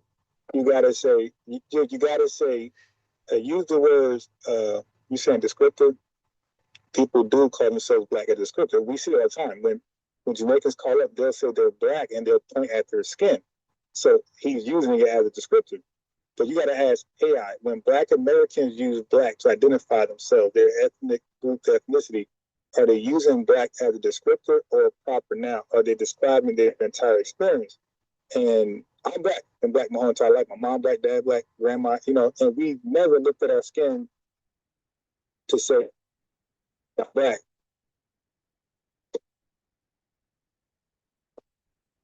So we don't point to our skin when we say we're black. We point to our unique ethnogenesis in this country to argue that we're black. And it's not an argument. It's a group name we came up with. It's an inner name. And that name is our ethnical name, right? That's it. Like, we called ourselves black. We're known as Black Americans to the world. There's no other name. Like, so if you look at an African person, check this out. You look at an African person, they're African, that's one name. They're Nigerian, two names. They're Igbo, three names. And then they're back there, American, when they come here. So that's five names that they associate with. When Black Americans, we just associate with one, but we're just black. We're known as the black people. And Malcolm X was known as a black Muslim. He was known as a African Muslim or something like that. Black Muslim, meaning that his origins are traced in the United States. So I thought you were going to say, now you're black racially. Now nobody can take that away from you. So if you're going to be black in any sense, you're going to be black racially. I have a question real quick. You brought up Malcolm X. And you said that you could trace all his lineage back to being American. But Malcolm X's mother was Grenadian, which is a Caribbean island. But you guys still hail him as one of the best Black Americans. Okay. So technically he's ethnically mixed. Yeah. So nobody really argues that, or they should. He is mixed. You're right. He's half Grenadian and he half foundation Black American. Like, yeah. So he could technically let either one. Nobody's argue that definitely lineages. But you understand when I say that you're black racially? Yeah, of course. Obviously, if you look at me, you're going to see I'm black. I got the big nose. I got the big nose. No, you keep going. Well, I guess racially. Yeah, racially, that's my phenotype. Yeah, but what about Prince? Prince is also considered black racially. He don't have that. I mean, you can always tell Prince is black. Okay, well, how about this? That's white in America during the.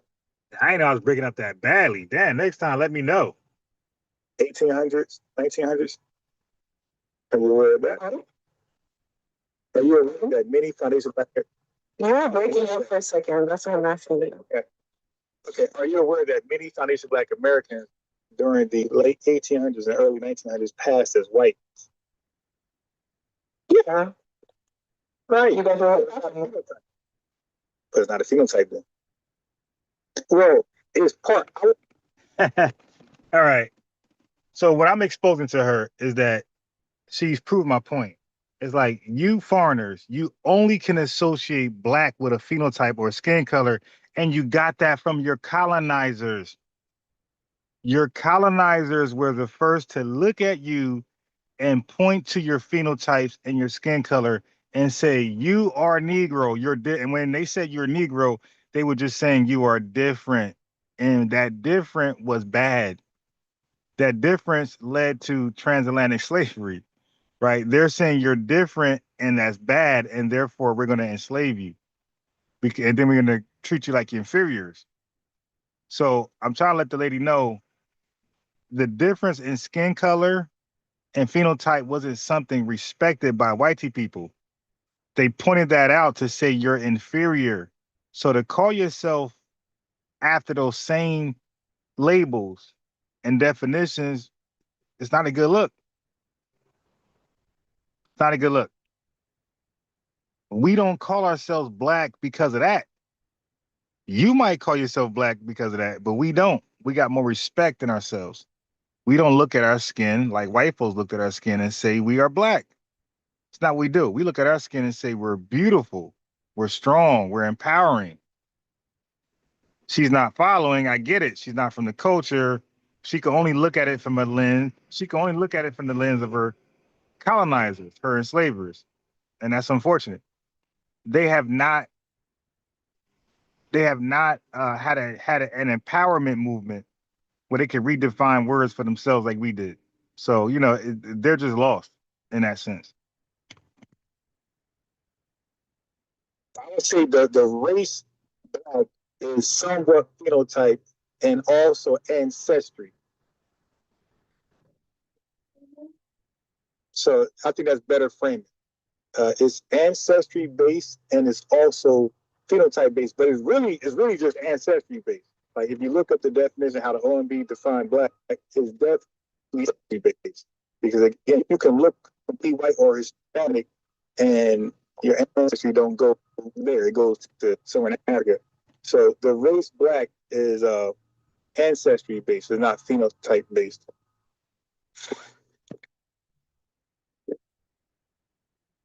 Right?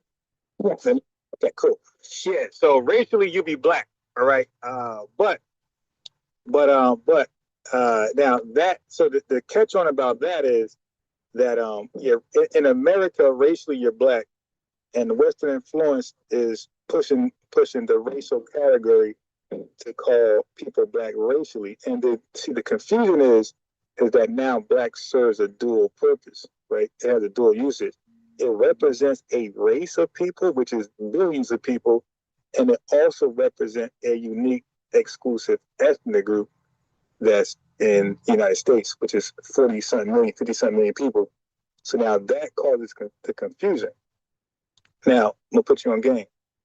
With the racial construct was another way. Are you familiar with paper genocide? Yes, I'm familiar with paper genocide. So can you briefly just run that back to us, just like summarize it?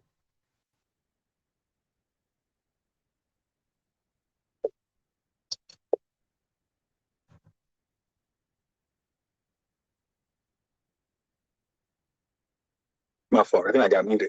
Yeah, when you get a chance, can you just summarize it? If not, I'll summarize it for you. Matter of fact, I'll do it for you. So paper genocide was the act of white people, white team man. Can you hear me? No, I can't hear you.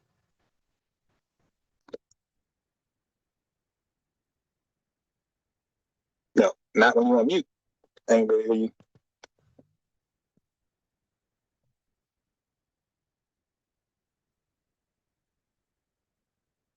Okay, give you a second. All right.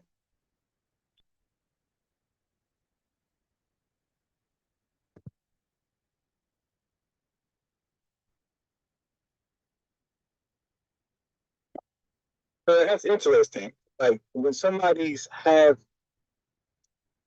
let's say, Jamaican and have FBA, right? Do Jamaica see them as Jamaican? or do they see them as half Jamaican? Because when somebody's FBA, you know, all we say about FBA, you can trace one parent to U.S. chattel slavery. No matter what you're mixed with, we embrace you as full FBA. Like, you have rights to the lineage. You have claim to the lineage.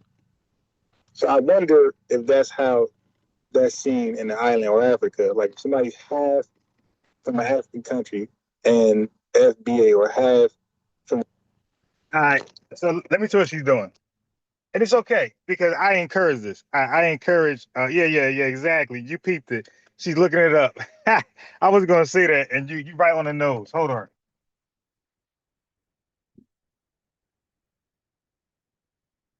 So you had peeped exactly what I was going to say. So when they go on mute like that, family, they are looking it up. And I don't have a problem with that. Now, you got scammers like Marquette who got a problem with people Googling. I like when you Google because all you're going to do is come back. You just come out backing up. God damn, you just come out backing up. You didn't even fucking look. Bummer Clyde, he's Jamaican. Just back out. Don't even look. Yeah. So now I don't mind when people Google stuff because all you're going to do is verify what I said. Like she did. She Googled what I was saying and she just verified and confirmed what I said. So I encourage you people to go ahead and Google as I talk. Google. All you're going to do is verify what I said. That's it. My guy. This got on the gun. Yeah. Yeah. So she's Googling it. And it didn't check out. All is going to keep, because now check it out. If you're not a good researcher and you don't word it right, you're going to Google something and it's going to give you exactly what you typed. And then you're going to repeat madness back to me. Then I'm going to say, hey, that's not what I was saying. So a lot of times, even when revenue come by, I got to teach revenue how to word it correctly to get the result I'm asking for. Right. And then he ended up Googling the way I said, and it confirms what I said. So sometimes, family, I got to teach people while I debate them. Say, hey, look, no, type it in this way. You're wording that wrong. Because if you just say black, right, Google is going to give you the answer according to your level of understanding education, right? But you have to let them know, hey, I'm talking to a scholar, and he's saying black is, as a racial descriptor, is different from a proper noun usage. And then Google will meet you at your education. So you got to kind of let Google know you're debating with a scholar, because Google think you're debating against the average FOOL. So it's going to talk to both. It's going to talk to you like you're talking to an FOOL. You feel me? But I'm dead serious. Like, you have to let Google know you're talking to a scholar and you're talking about black as a racial descriptor, as an ethnicity, and things like that. And Google would like talk to you differently. And AI as well. Yeah, so AI responds to you based on your level of understanding, and it's going to typically think you're DUMB. You got to prove to your AI, nah, I know a little something, and your AI will talk to you like you know a little something. That's why our research is different. I research something, it's going to assume I know better. You research something, it's going to assume you don't. So it's going to always give you like a generic explanation or generic understanding. My research doesn't do that. My research give me like high complex stuff. And sometimes I ain't gonna lie. Sometimes I say, yo, slow down. Now, what that mean? Because it put me on the level of a scholar. Like I say, slow down, son. You know what I mean? You're doing the most. Break that down, or make that. You know what I mean? Help me out there. But yes, I'm letting her know that you're looking at a skin color. You're looking at how race. Look what they do. They make a big mistake. They define what black means racially. Like, yeah, it's going to give you a racialized definition. I don't agree with that. I don't disagree. A racialized definition is very broad. It's very ambiguous. It lumps up people that's dark skinned or melanated all over the world. It's going to classify billions of people as one thing. And it's going to say, hey, you guys share a perceived phenotype. That's what it's going to say. It's going to say you guys share a perceived phenotype by the whitey people standards. Got to keep that in mind. It's going to say you guys share a perceived phenotype similarity based on white T people perceptions. But that perception changes depending on who's looking at it. Maybe an Arab thinks, nah, they don't look alike to us. But white people think we all look alike, just like we think, just like founding Black Americans. When we look at Asians, we kind of like I'm talking about the Filipino, Japanese, Chinese. They could look alike to us. But somebody more Central Asian may say, no, they don't look alike to us. We can tell a Filipino, we can tell a Korean from a Chinese person. That's why it's all perception. That's why you define Black. If you know how to research, it's going to tell you this is the perceived conclusion from white people. This is how white people see melanated people. We all look alike. We share a similar phenotype. But I could look at an African and know for a fact he's not FBA. Like, hell no. And some Africans I might think look like us. Some Haitians, oh hell no, he's Haitian. Like a lot of Haitians, I don't know if y'all got this experience, but a lot of Haitians look like they're African. Like it's sometimes it's hard for me to distinguish a Haitian from an African, and I gotta listen closely. Like when they speak in their language, like I say, okay, yeah. It's kind of hard for me to distinguish Creole from an African dialect, like a Ghanaian language. I gotta really listen in. But I know they're not Jamaican. I know they're not Guyanese. You feel me? And I know they're not Black American. But a lot of times I could look at an African and know they ain't one of us. I could look at a Haitian and know that's not one of us. They from somewhere else. But white people, they might not can tell. Oh, if an officer pull us over, they're not gonna distinguish you from me. Okay. If a Chinese person get pulled over with if a Chinese person get pulled over with a Korean, North Korean, South Korean, Japanese person, what does that mean? They all the same now because a white man can't tell the difference? Like that's like the most goofball analogy to disrespect. It's like, yo, that analogy does what? A white man can't distinguish me from a probably a Cuban. What does that mean? We're Cuban? Or a Cuban is Black American? That don't mean nothing. But I'll tell you what officer can make the distinction. I can tell you which one can make the distinction. An ICE agent. Okay, so now if an ICE agent pulls us both over, it ain't. When an ICE agent pulls us over, will he or she be able to determine who's Haitian? I bet you I don't get a monitor put on my leg. I bet it just be that Haitian person in the car. So y'all gotta stop. Again, it all depends on the person perceiving us. An ICE agent pulling us over, for a fact, is gonna put an ankle monitor only on you and not me, assuming you're Haitian.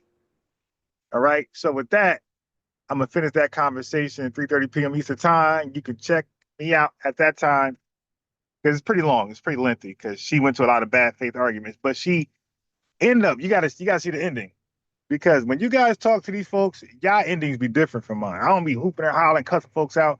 They end up coming to terms with me. You dig? I'm like the tether whisperer. They end up coming to terms with me. Y'all conclusion ain't the same. Y'all know how to talk to people. Y'all just wild.